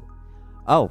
Well, he's even got better news. Putin's had good news for himself. Oh, I thought you said he had even better nukes. I was going to say, what is this? We're getting into a my dad's bigger than your dad sort of argument here. Oh no! Well, I'll tell you this: they will definitely not be talks between Ukraine and Putin, because it is now illegal to have peace talks with Putin in the Ukraine. As of last week. Well, I feel like whatever is coming to Putin, he deserves in terms of like, you know, we're out of ammo at the minute. Well, they're basically they're on their asses, and I feel like they're actually now the front line's being pushed into Russia. So it's like Russia will, you know what? Yeah, we've already attacked the red lines. It'd be meant for Ukraine to just turn around and go, no, this is all Ukraine now. Oh yeah, I mean? yeah. Why not? You keep trying to do it to us. It's like, nah, fuck you. This is all ours. Well, why not? When actually NATO is now brought in a terrorist group, ISIS, paying them 15 grand a piece to actually go and fight in Ukraine for NATO. Well, yeah, they have been for a while. I think they were getting like official now. They were hiring mercenaries definitely to fight. Obviously, we talked about like the prisoners that have been drafted in with a proviso. Which in a way is a good idea. If you last 6 months, you get your freedom. Bullshit, mate. If they get kind of told, you go off to the Ukraine, if you come back in 6 months or a year or whatever, we'll let you live. It's like, well, wait a minute. What's to stop them from just doing what these guys did and buggering off? Because I've got this story here of two Russian men, to avoid getting drafted, of basically trying to seek asylum in the United States after reaching a remote Alaskan island by boat. What the So fuck? these two have tried to escape Russia by any means necessary. Ended up in Alaska. Yeah. And now, how do I know they're not two prisoners that were released from the prison? Right. And told, you go and infiltrate America. They shouldn't accept it on the premise as well that if Putin hears about this, which he will hear about it, then he will be asking for him back. And if we don't give him back, then America will be put under as you've kidnapped two of my fellow countrymen, we're going to attack you, or we're gonna do this, we're going to do that, we're going to put sanctions out, or whatever. You know what I mean? It's an interesting one. It is. It's very interesting. So, I mean, in terms of like, you know, trying to escape it, or like in terms of who he's getting to fight this war, I feel he's got 300,000 people on the way, aren't they, being trained right now? Well, they're being trained. They're just like people they're just like me and you. Do you know what I mean? Yeah. The way I see the draft, and I've said this so many times, it's like if they knocked on my door, yeah, and I'd say, look, Colonel, yeah, by you knocking on my door, yeah, that means that all the actually fully trained army men, that you did have, gone, that you've sent, are fucking dead, right, You wouldn't be knocking on my door, right, if you didn't have a whole battalion of fucking super soldiers or people who were fully trained, who wanted to be there, right, at your disposal, and if they didn't fucking win, what makes you think I'm going to make an impact? Do you know what I mean? Well, I'd say, sorry, fella, you got the wrong man. And I just shut the door. And then if I have to wear a white feather in my cap, oh well. Oh, no, I'll be straight I'll say, out no, I'm on communications, me. I'm morale boosting for the boys on the front line. I'll be totally different. I'll be straight up there. Yeah, give us a rifle, show us the position. I'm fucking off, mate. Yeah, here's a position. Bend over and take one for your country. Right, anyway, so I found this story. Yeah. A woman, this is amazing, actually. Yeah, right. And we've talked about people with superpowers, in the past, and whether people with superpowers actually exist. Yeah. Now, some might argue this is a genuine superpower. Yeah. So this is a woman who can smell Parkinson's. Yeah. Literally smell the disease Parkinson's, right? And she's helping scientists develop a new test. That's right. Scientists drew on 72-year-old Scott's rare condition to help identify people with neurological conditions. How can you smell if someone's got a neurological condition? It's your pathways, isn't it? There's just a little change in your pathways, and everyone's different. Every single person in this world is different. Well, she's basically the same. The scientists have harnessed the power of this woman's hypersensitive sense of smell to develop a new test which determines whether people have Parkinson's or not. The test has been years in the making. I actually heard about this woman a fair few years ago. After academics realised that Joy Milline could smell the condition, the 72-year-old from Perth, Scotland, has a rare condition that gives her a heightened sense of smell. And she noticed that her late husband, Les, developed a different odour when he was 33. 12 years before he was diagnosed with Parkinson's. Fucking hell, so she got the connection because she was so close as well. So 100%. That's an extra. But knowing that smell, obviously, is that something that she can pick out of? I'm supposed that's what they've tested her with. So they've got people who they know have got Parkinson's. And gone, can you smell it on this person? Can you smell it on that person? And maybe done like 50-50. And then see how many she could get right. To the extent that they believe that she's got this gift. We won't be the one that's not supposed to have it and she turns around and goes, yeah. You know what I mean? Yeah, I mean, it's like poor Les, she was probably turning around to him every 5 minutes going, you stink. Yeah. It's like, you stink. Yeah. I don't know what that smell is, but you smell really bad. Yeah, but I've found that there's quite a few of them, including with animals as well. We were talking about animals, I think, was it a couple of weeks ago, about a dog who could smell cancer and stuff. Dogs can smell cancer. There's literally loads of cases about that, and dogs have been known to be able to sniff cancer out. Well, you're getting quite a lot of humans. But dogs have that heightened sense of smell, generally speaking. You know what I mean? Cats, dogs, they do just have that sense, whereas humans don't generally have that. No. So to have somebody who, rare. And when people go, different ends of the spectrum in terms of remember the film Unbreakable? Yes, I do. Got it with Bruce Willis. I have. And the way that's kind of explained is like these people on one end of the spectrum to the other. From like people who have the brittle bones, like in Genesis Imperfecta, to people who have super hard bones that'll never break. I can sort of believe that with basically someone who's always gets a little bit of good luck every so often, and good, then someone who doesn't get good luck good at all. luck or bad looks beside the point. I'm talking about physical attributes. Yeah.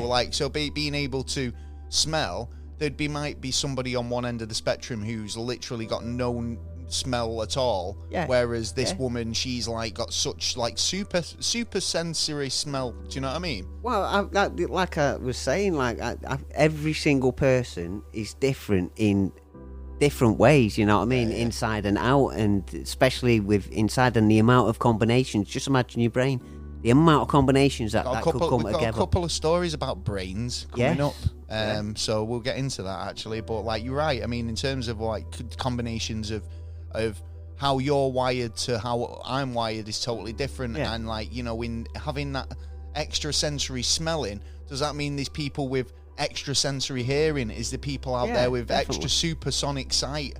You know, definitely. They've just not been discovered yet, or just want to keep themselves to themselves. Exactly, which they can do if they wish to. Or maybe the thing is about having like an ability in that sense, right? Yeah. So you go around your life, or you kind of just take for granted that the way you see things or hear things or smell things is the way that everybody else smells things. Having that extra sensory, you might have a heightened sense of hearing, but compared to everybody else, but because you're just used to it, that's just hearing. Do you know what I mean? Yeah. And I used to use that kind of thing when I was growing up. Like, I used to test things to see if or even question certain people. Am I superhuman? Am I better than you? Is my sight like on the side, like, is 60% better? Is it like yours? And then some people are like, no, or then like, you know. I feel like, again, with like stuff like sports, computer games, those types of things, that you can kind of like judge that people have a better hand-to-eye coordination, have better timing, have better physical prowess. So, you know, in terms of like, you know, the Olympics, when you watch that, I mean, it's like I watched a video the other day where a guy's walking up to people in the street and going, I'll give you $50 now if you can do a backflip. Yeah. And it's like, well, I know for a fact I can't do one. So it's like, if he comes over to me, I'm going, nah, I'm going to kill myself or break my neck. Yeah.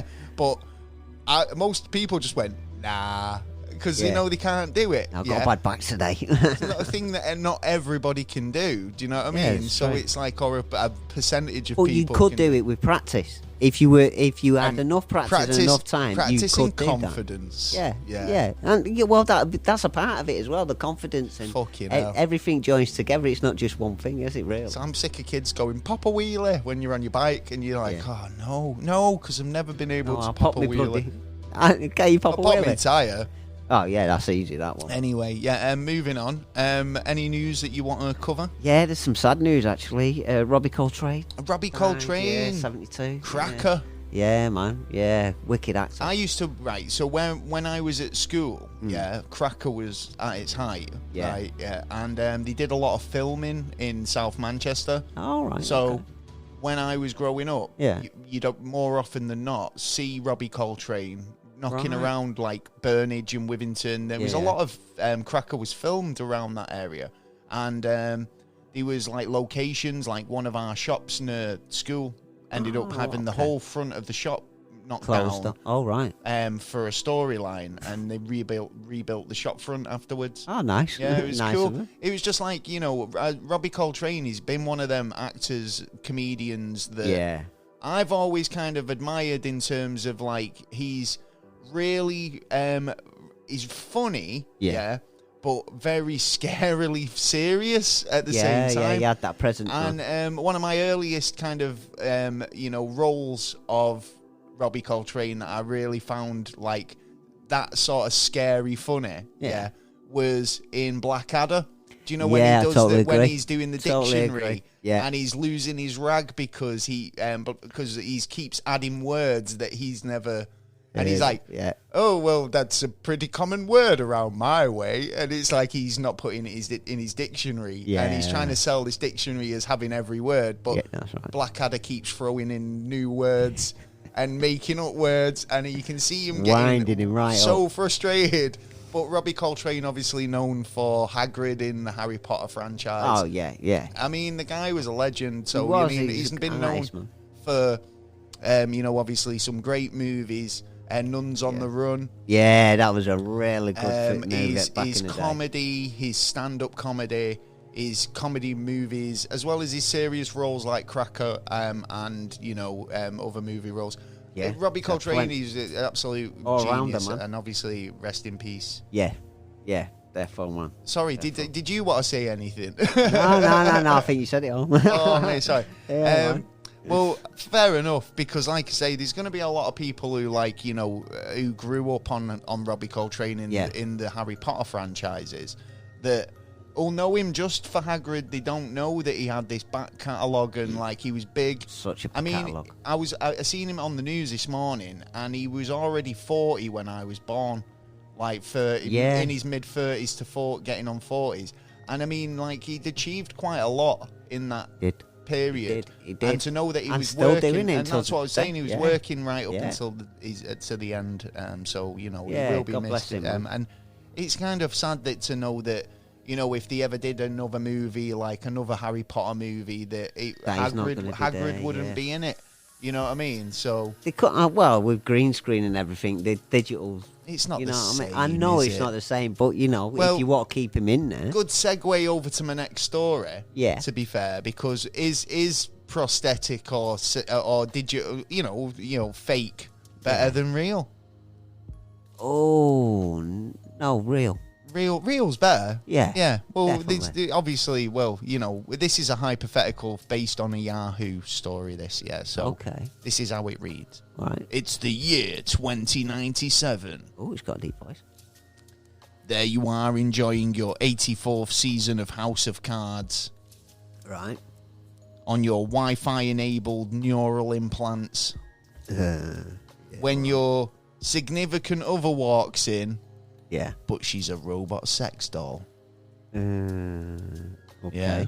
Yeah. Sounds a bit freaky. But what happens if your mechanical sex slave, robot sex mistress, is hacked?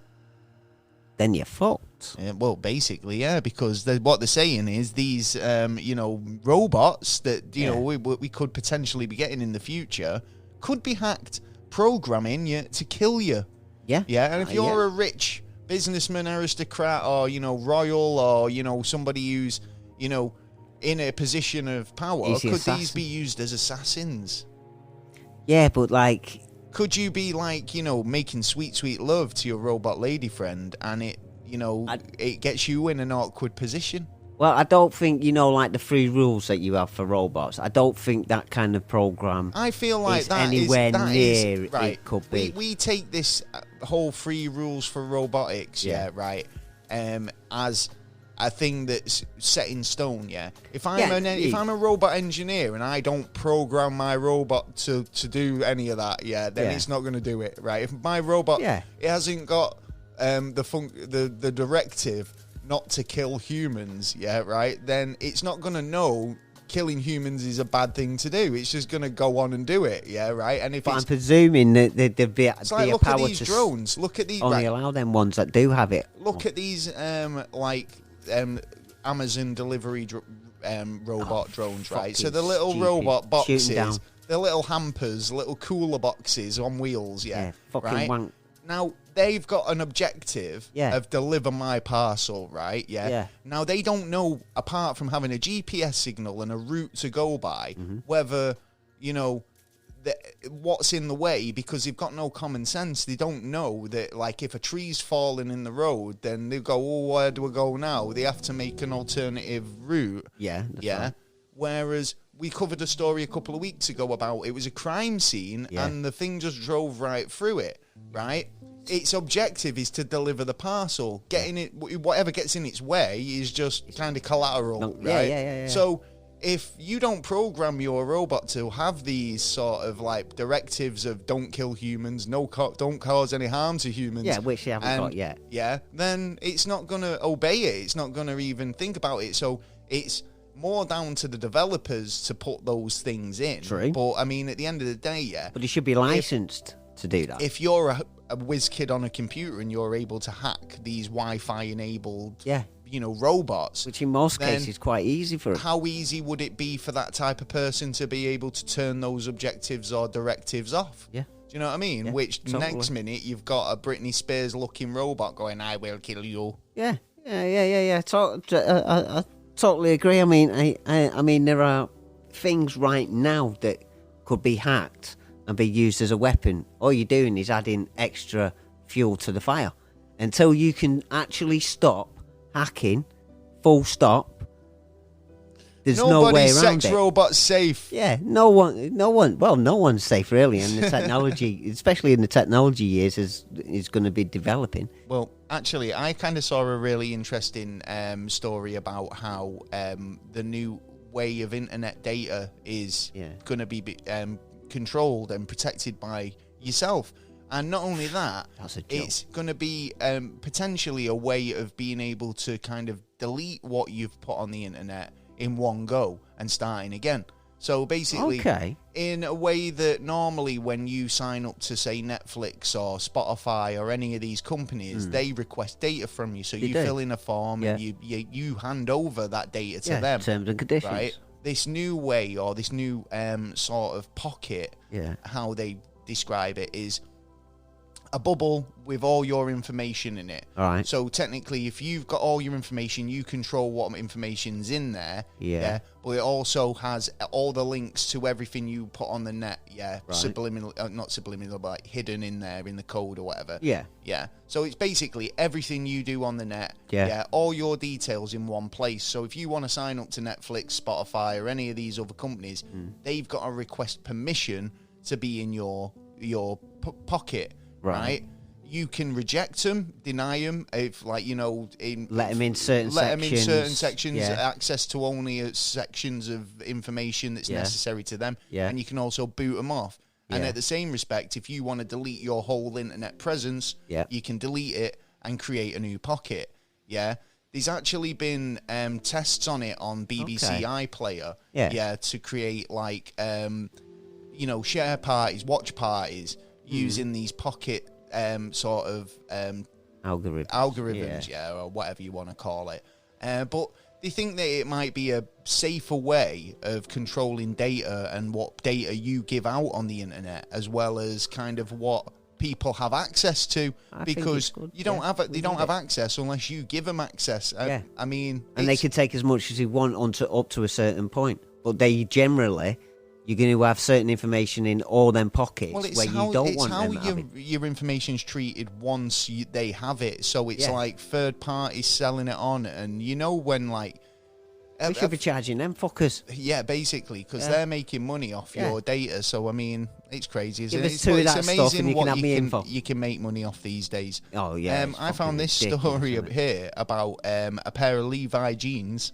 Oh, yeah. Yeah, this is a 140-year-old pair of jeans. Fucking hell. Oh, those are snug jeans. I bet they were fucking, like, cardboard. Better ripped. Ripped. But then the they're style more than comes ripped. in. They're actually, like, really, really worn. They've got loads of paint marks on them and stuff. They're really kind of, like, old. They're 140-year-old, so what do you expect, mate? Yeah, I've got jeans that are less old and stained. Yeah, but basically, don't believe you. These jeans were found in a mine shaft. Yeah, and they've just sold for $87,000. Jesus, 87. Yeah, in this economy. I know. Yeah, who's got the money? This is it. This is that later spillover. Yeah. It's the trickle down economy, man. Yeah. If they buy a pair of vintage Levi's for $87,000, means that we can go to fucking Alton Towers. Yeah. Anyway, the pair of vintage Levi jeans were discovered in an abandoned mine shaft in America, America's West, and recently sold for $87,400. Yeah, in an auction in New Mexico. The jeans, which date back to the 1880s. Jeez. Yeah, so they're some old jeans. They are. Yeah, and have been described as denim. I'm going to put me in the wash. So, the vintage clothing, people are into vintage clothing. That's true. But they've even got these little buckle. They've even got these little patches, like these little things on the waistband. Yeah. Yeah. So you can attach your suspenders. Ah, I see. You can get my suspenders on. Suspenders on. Yeah. Myself, I haven't seen suspenders for years, man. They'll be back in fashion again. Suspenders are cool. Oh, yeah. Yeah, I've seen Doctor Who wearing suspenders. Yeah. And a bow tie. Yeah. because bow ties are cool. Yeah, but he's also wore a scarf and a hat. No, I'm talking about thingy one. Yeah. You know, have you got any news? Yeah. Other than what Doctor Who wore last week? I got two close news, I'd say. Farage is back. Oh, Farage is back because Farage can go back to wherever he came and went from. he said he wasn't going to come back unless the shit hit the fan, and the shit's hit the fan, so he's coming back. It's like I've got something to say. Yes. I don't care. I don't glad. care what Farage has got to say. Because he's kicked their ass before, and he's going to do it again to kick him in, try and kick him into shit. Who did he kick? Whose ass? Well, Tories. He got the Tories in. He got the Tories in. So he's to blame. It's Farage's fault that we've got the Tories, is it? Oh, right. It was for Brexit. You just sold it on me then. I don't, you know what I mean? I hated Farage anyway, and now I really hate him. So we had Brexit. Well, even better news. Supposedly that's looking like that he's coming in for October 2023. Working minimum wage looks like it's going to be over £11. About £11.25. Isn't that like now? No. Minimum wage? £9.50 now. Can we not just and usually it will go up next year to about £9.80. And has anybody ever been hired, like, you know, and they've gone into the job and they've gone, yeah, we're going to pay you maximum wage? No. So It should be, though. Or just even middle wage, medium wage. Yeah, there should be a maximum. It's always the minimum. It's like, we're just going to pay you the lowest we could possibly pay you. We can scrape off the bottom of the floor. Seriously, that we don't need I mean, this is like pocket. a little. Yeah. And that suggests, by saying minimum wage, it suggests that there is more to give. That you're just choosing. A hell of a lot more. You're just choosing to give me the littlest, the minimal wage, the minimal. Yeah. Do you know what I mean? Yeah. I'll have medium. Yeah. Or a bit more than medium. It's just another. Please. It's just another fuck up, isn't it? Yeah. I mean, in realistic terms, because they did stop it for a while. If it would have carried on, we would be on at least now about £25. Or an hour. An hour, yeah. Amazing. Yeah.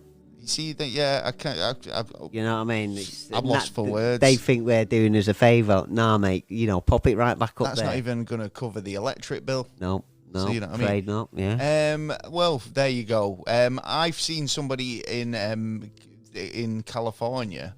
Oh yeah. Who's been basically trying to, you know, I reckon their gas bill is going to be fucking sky high. Because this is about a baker, who's created a life-size Han Solo in carbonite out of bread. What the? I wonder how much, you know, to bake that bad boy.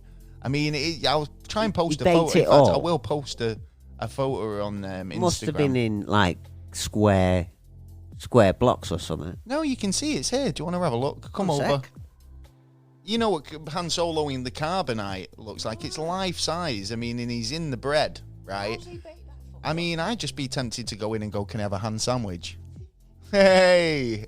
How the fuck's he baked that? Because that's what I'm saying. He must have gone through a gas bill. That's what basically Han Solo may be a hunk, but Pan Solo is a hunk of bread. Oh my! That's what the bakery in San Francisco Bay Area have dubbed the 6-foot, 1.8 meter bread sculpture of Star Wars character Han Solo. How much for a slice? That's what I'm saying. Han sandwich. Yeah. Where you know the scene where he gets frozen in carbonite in Empire Strikes Back. It's a good picture. Yeah, I mean, he needs to decorate it now and like freeze it or something. Yeah, well, two of them worked at night after the day's business was done to try and do it. So they did it in their own time. All right, fair enough. They lovingly crafted the details showing Han Solo immersed face and hands coming out of the carbonite. And it's all out of bread. I wonder if it tastes nice. I wouldn't taste it now. Trying to get that to proof. We like the Bake Off. You know what I mean? You can't just let your dough just, I think they've got to have sprayed it with something. Yeah, they must. It looks quite waxy, I'll be honest, doesn't it? The bread. Well, done it in the film as well, so. No, it's metal. Type of metal-y stuff, so it doesn't, I don't know. It's a bit shiny. Shiny. I remember it being shiny and waxy kind of. Right, well, I've got a couple more news stories. Go for it. Right, so this one this is mental. So this is a musician who had the brain tumor. Yeah, he had it removed. Right. And this was all so this happened in Italy this week, right? He had to go in for a 9-hour surgery, right? Oh. And he spent the whole time awake, fully conscious, and playing his saxophone. Fuck him. Now, I've heard about these type of things before because, like, it's like you said about violinists, and it's like if you've spent your whole life becoming a concert violinist or a saxophonist. Yeah. That's a great word, isn't it? Saxophonist. It is. Saxophonist. You've been eating dictionaries again? Today, yeah, I just had a couple of them, yeah. Just a couple of words. Yeah, so with me milk. With your milk? It's good for your bones. So, you know, but he's a saxophonist, and but I've seen it where they can, you spend all this time learning an instrument or a skill. Yeah. And it's like you're having brain surgery. As a surgeon, wouldn't you be worried that you might fuck up I used to be able to do this and now I can't? And they always say, will I be able to play the piano anymore? Or will I be able to play whatever? True, but then consider it another way. May it help some of them actually perform better? Well, maybe. It's like, could you just tweak that again? Because I played sick then. I've never had that much dexterity. Never had that much dexterity on that one or whatever. It's like, can you just that's it. Yeah. And then just. Or even like stuff like notes going through the heads, where they're going through. It's just like a Simpsons episode or a cartoon where it's like they're just poking a brain with a pencil and he's going. Whoops! I dropped that in there. I get that. And then just comes back. But I'm alive. I'm okay. Right? Yeah. But. So, I found that really interesting that, he kind of, this musician carried on. He's a 35-year-old patient. Yeah. He basically wanted to kind of keep playing. There's something to do. He's in there for 9 hours. If he's got the dough and, because it's a specialised treatment, that. So, if he's covered in that, why not do it? Yeah. Well, He's happy about another story about the brain. Oh, right, okay. So this is blobs of human brain cells, that are being cultivated in a lab. Wrong. It's horrible. It's proper science fiction shit, isn't it? Known as the brain organoids, or mini brains. They're basically transforming our understanding of neural development and disease, right? They've now taught them how to play video games. Oh, that's so wrong. So the game Pong, remember, it's probably one of our first entries into video gaming. Yeah. But they're able to control the paddle to block the ball or hit the little fucking pixel ball or whatever. But then they must be getting some kind of stimulation from actually doing that. Well, they're sending signals to these little mini brains, but then it's like you must, in terms of ethical it's an ethical conundrum there, because it's like if they're able to control anything or be able to operate as a brain, then are they kind of sentient? They got kind of like feelings? Can they feel pleasure or pain?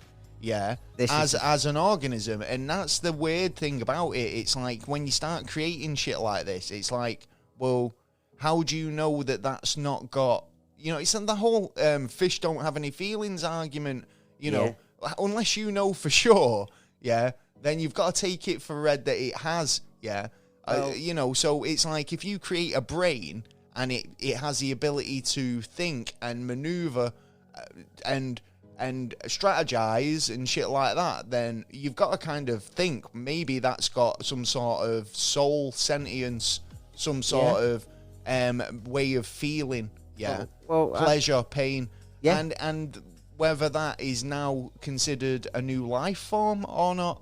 Do you know what I mean? Well, at first, my first thing would have been to kill them both straight, done, finished, it's over with. But do you know how many times this episode that's been your take, or that's been your Yeah, but that's on survival of the fittest. Right, sweet, quick, snap the neck, get a knife. Cut the front, don't they? Kill Mini brains, kill him quick. Yeah, I've done the job for you. You know what I mean? AI, unplug it. Yeah, but then you've got, like you said, you've got all them conundrums of, is it alive? How long could it live? Is it sentient? Are they going to try and now, how are they going to communicate with it? Well, You they're know already what I mean? communicating with it because they're Well, they are teaching it by- how to play fucking Pong. What's next? Yeah, but Mario Kart. Well, yeah, you know what I mean. You get a good game going. You know what I mean. A Yes, bit, yes, bit of yeah, tennis. when it's fucking capping me on GTA, that's when I'm it. worried. That's it. Yeah, you know Call what I of mean? Duty be coming round and shooting you up and that. It's like, am I playing a bot here? No, you're playing a mini brain. And what's going to be the end game of it?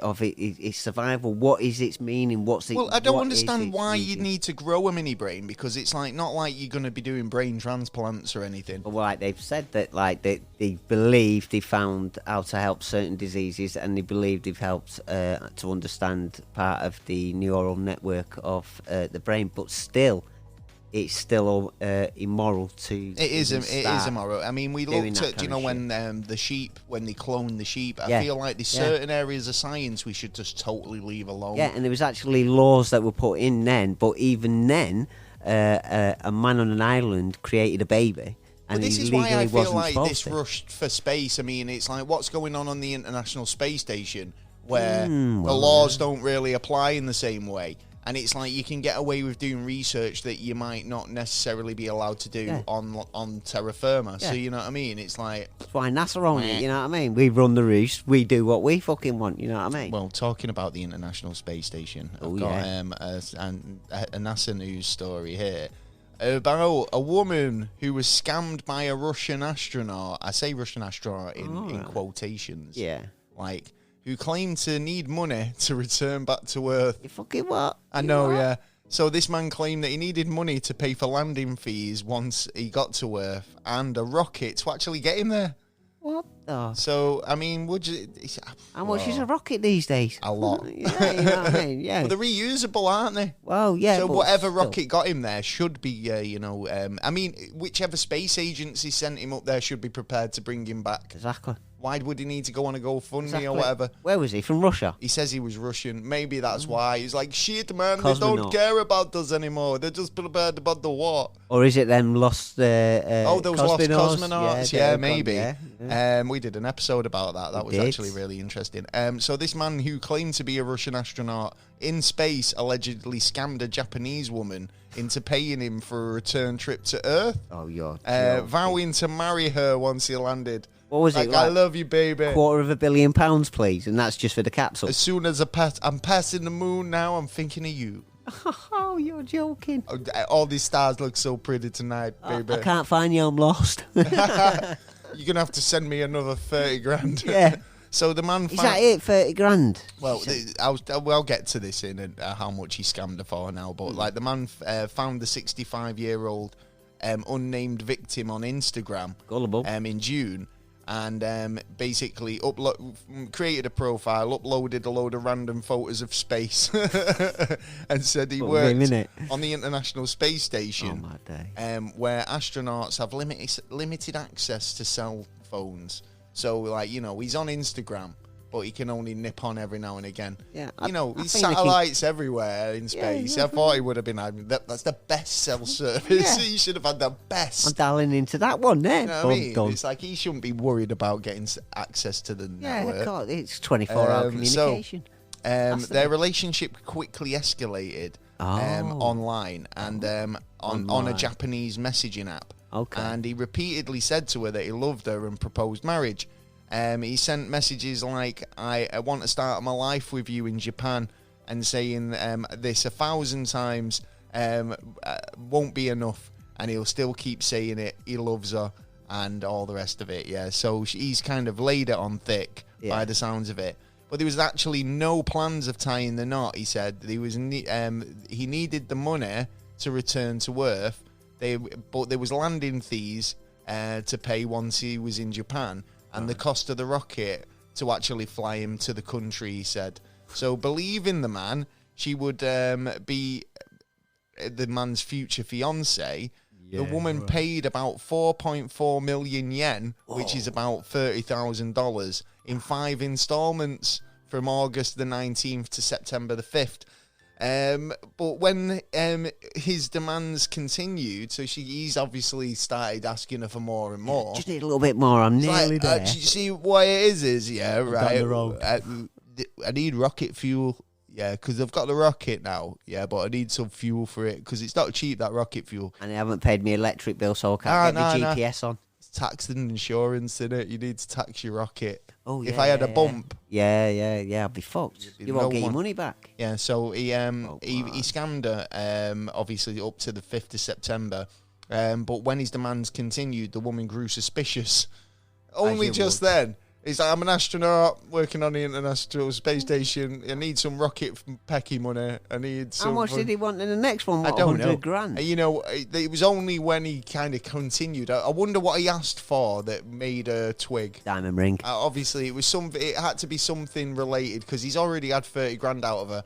He's saying that he needed money for his ship, all the rest of it. Or space baby. It must be, you know, you're trying to... And she seems gullible. I mean, I'm not being tight on the woman, but she's been sucked in by this. Smart people out there do get gullible. I mean, what did he say that made her go, hang on a minute? Wait a minute. Yeah. Something suspect here going on. Something give it away. What was it? Well, obviously, it was a romance scam. And when criminals create fake online identities to gain victims' trust, it is no joke. Obviously, it does happen quite a lot. It does it too many times. But mate. obviously, I've got to say, yeah, if you're a bit stupid to fall for the old "I'm an astronaut" floating around in space trying to get she home, believed it. then, so he was good on the chat. Then you need to kind of reevaluate your life choices. Just realise what they're fucking saying and step back before you ever get rid of any money. I know, it's just a weird one, that, isn't it? It's like, I mean, he could have said, I'm a time traveller. Yeah, but my time machine's broken and I need to pay for the part to get me home. Well, I need to go back to the future. Sounds like he moved in quick and there's only been a couple of messages before she's gone, yeah, all right then, I'll give you the money. And then she's done it and then, strung her along even more. And then... This went on from June to September. Yeah, and he got her to pay 5 transactions before she started feeling like something was going on.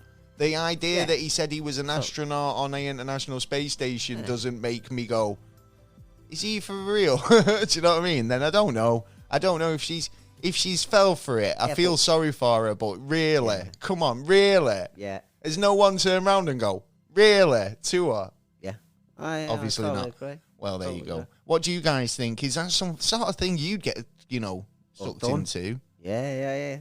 Sometimes it's easily done. Have you ever been, catfished in a way, isn't it? Is that what you call it? I'd call it catfishing.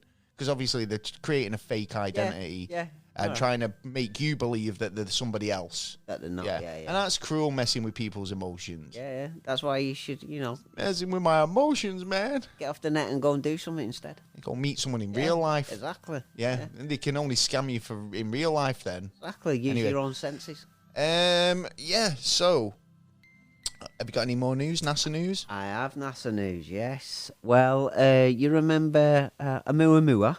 Oumuamua. Yeah, that was that intercelestial body. Yeah. That they'd never seen before. They'd never seen anything. And it was a weird shape, which made them believe that it might have been a ship. Yes. Anything and they're else? still quarreling about that, which they actually call IM-1.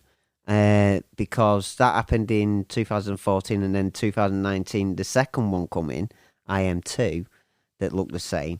Now they believe from Harvard University that, which I've been saying actually for the last couple of weeks, that a supernova, you reckon it's parts of a supernova that we're actually Can I ask you a in question? that area. Yeah. Was it a champagne supernova? It was. Was it? Yeah. That's why you saw them two Oumuamuas. Yeah. Took both ends of the cock. Oh, right. Did he pop? That'll be it. Do you know what? Right. Actually, that could be actually legit. It was a supernova. Yeah. And that was a cork or something that got ejected from the supernova. Is that what you're saying? Well, yeah. All right. Yeah, I'll go with that. Yeah. So it could technically be a cork. It's popped its cork. Well, if it hit a planet and planets that are around the sun, and it actually, they would shower off into rocks. Yeah. So it was just that it was part being of a bit it, of an odd shape. It was kind of like a plug. Yeah, and its metal content as well was different, and the temperature core from the inside to the outside was different, and it actually slowed down, and it actually turned. It actually did a lot, didn't it? Yeah, Actually, it did. But the second one was more easy. It just passed. That was it. Right.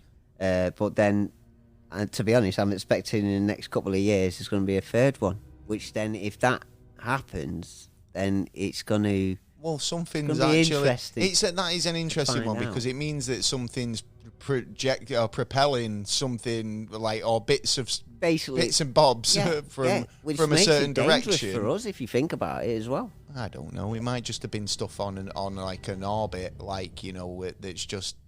But I really don't know. Helps about the solar system as well. Space is fucking weird. The radiation, height of the radiation, why planets have turned a little by 6 degrees, including the sun, which that's near enough impossible to do. You know what I mean? And then there's a lot of stuff going on with the sun at the moment as well. Yeah. So we're in that kind of particle area, but we should be all right for now. You know what I mean? As long as our sun keeps its cool for the moment, but it's on its way to having a nasty little blowout. But hopefully, well, let's not happen. Yeah, because I mean, it was something that we might talk about in the future. But obviously, Beetlejuice is kind of like one of those that could potentially go boom. And what would happen in terms of cosmic radiation in that respect. Yeah, because it's roughly the same basically, except for that's it's closer, a bit further away. Well, no, I mean, Beetlejuice is further away than our sun. Yeah, do you know what I mean? Yeah. So it's like, but it's the next closest sun, also known as Orion's shoulder. Yes, that's right. Yeah. If you know your astrology.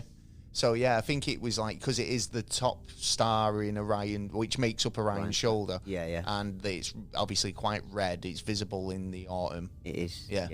If you can see it won't be there soon. It will, because even if it explodes tomorrow, the light that it sends, it'll take about 7 years to reach us anyway. So we probably wouldn't see it for another. I mean, NASA would know. They'd have like instruments that detect it, and they'd go, "Oh, a Beetlejuice exploded." And I reckon in about 10 years' time, we'll feel the fucking effects. Do you know what I mean? But then again, that's brought me on to my second story. Basically, a NASA has found, well, not NASA, sorry, Hubble telescope. Hubble. Has found an interstellar jet of energy in space appears to be travelling 7 times faster than the speed of light. It's a new study. I saw this. Yeah, I saw you. Well, you told me about this, and I've got a problem with this because how can light travel faster than it's 7 times faster than itself? This is the issue. Right? Unless it's something else. Unless it's something that's able to travel faster than the speed of light. Yeah. Because the only thing that I can think of that could travel faster than the speed of light is something that would be made to travel faster than the speed of light. Yeah. So, and like if it's, it's the way I see it is if something is traveling 7 times faster than the speed of light, then you wouldn't see like, if it passed you, you wouldn't know what it was that passed you. You just see like a smear, of light. Yeah, and it actually knocks out the theory of those who turn around and say, UFO aliens aren't going to spend like half their lifespan just to try and get to here. If they could do it in 5 faster, minutes, then it'd be easy peasy, wouldn't it? Yeah, we're always trying to find because it's been a number of times when science has turned around and gone, we've done something faster than the speed of light, and then it's proven not. Right. The only reason why we think it's impossible to go faster than the speed of light is because we've yet to do it. Yeah, and it'll fuck everything up just now. Because, well, it'd fuck up all our physics or the way we understand it because, like, we've been, we've based everything on a physics that we kind of comprehend. But if it turned out that there was an extraterrestrial people, aliens out there who'd have a different understanding of physics to us, and a more complex sort of grasp of it, that they can go, well, no, actually, speed of light travel is way possible. You're just thinking about it in the totally wrong way, yeah.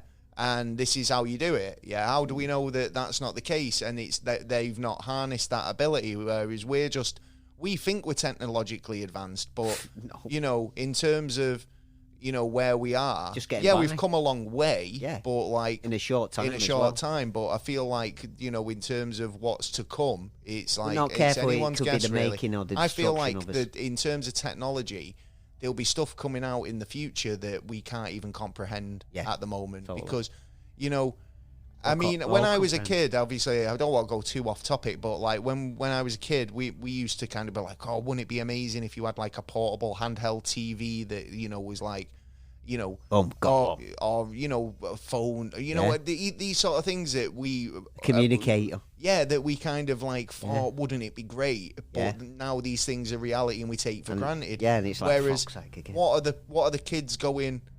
Oh, wouldn't it be a mint if we had this, that, and the other? Yeah. What are they saying now? Because like that's the type of shit that we'll probably get in the future. Do you know what I mean? Yeah. Anyway, It's true. Well, this is shooting towards us, nearly at the speed of light, and that's you've saying another problem. nearly at the speed of light now. So is it slowed down? For some reason, it is slowed down. Well, that gives more credit to 7 it times, being like an object that's not a natural occurring object. Or are we in some kind of bubble? Like you just saying about, that's totally getting into the realms of like, an episode. Do you know what I mean? Well, but the idea that if something's traveling at 7 times the speed of light and it's now slowing down, well, there's nothing for a naturally occurring object to have resistance of in space. Exactly, so it won't be able to slow down. It'd continue at that same rate. Unless it had resistance. Unless something was able to slow it down. Yeah. So that makes me believe that it is actually something else that is able to slow itself down, is able to reach those speeds, is able to kind of travel at speed through space. Yeah, and he's able to slow itself down when it starts approaching a planet it finds interesting, potentially. There's a lot of new space science to do with space weather. With actually, they may. There's a lot of new space science out there to do with space. I can imagine there are. I reckon there's loads of it. But one or two of them, or maybe even 3, go into the thing of we might be in some kind of shield area, like we're in the Goldilocks. You've just said a bubble, so I'm assuming that's what you mean, and I still feel like that's a whole other episode because like we are literally running out of time now. Yeah. Well, there is belief that we're to go into there's something more around us more. Yeah, we've got more of a field than we think we have. But okay, fair enough. That makes sense. Well, it doesn't, but like there's something around us more than what space is out there. No, I get what you're saying. Yeah. So it's just whether that science can back that up or not. But it could answer some good questions, to be honest. We're in a bubble. Right. Well, that's the show. We've I hope you've enjoyed it. It's been a long one. So thank you to everybody who stayed to the end. Oh, we do appreciate you. I know we do know some of you do. Yes. Yeah. Oh yeah. And we try and keep you entertained all the way to the end. So like tell a friend. Yeah. That rhymed. Tell your boss. Tell your barber. And ask him for a pay rise as well. Yeah, he'll say no, but you can ask. Yeah, no. Just say I was thinking about a contract, and it says I'm on minimum wage. It was like, well, I'm ready for maximum now. So see what you can do. Give me maximum. Don't want min. That's been the show. If you've got any comments, queries, or suggestions about the show or anything you've heard in it, or you just want to get involved and give us drop us a message, have a chat. Yeah. We're always happy to hear from you. We are. Thank you again, Mike. We'll be back next week for another episode. We're available wherever you get your podcasts, so make sure you tune in and subscribe so you never miss an episode. We're available on Spotify, iTunes, YouTube. Definitely. Wherever you go, anywhere, we're available. We're everywhere. Also, you can get slags. Speak for yourself. You can get all episodes on the website, including videos, extra content, blogs, stuff. Yeah, a lot of bloggers. Yep. Your mum. Yeah. I don't know. Whatever you want, it's all up there. Go and check it out. There's a contact page there if you feel inclined. Yes. So make sure you drop us a message. We'll be back next week with another episode. Are we back next week? Yes. Right, we're back next week with another episode. I've got to ask him now every time. Well, yeah, we might not be back the week after. Does it work for your schedule there, Taylor? Well, anyway, we'll be back next week for another episode. So hopefully we'll see you then. Yes. And that's all I can say. Right. Well, I've been Gaz. I've been Taylor. This has been the Never a Straight Answer podcast. We'll see you next time. Peace. Out.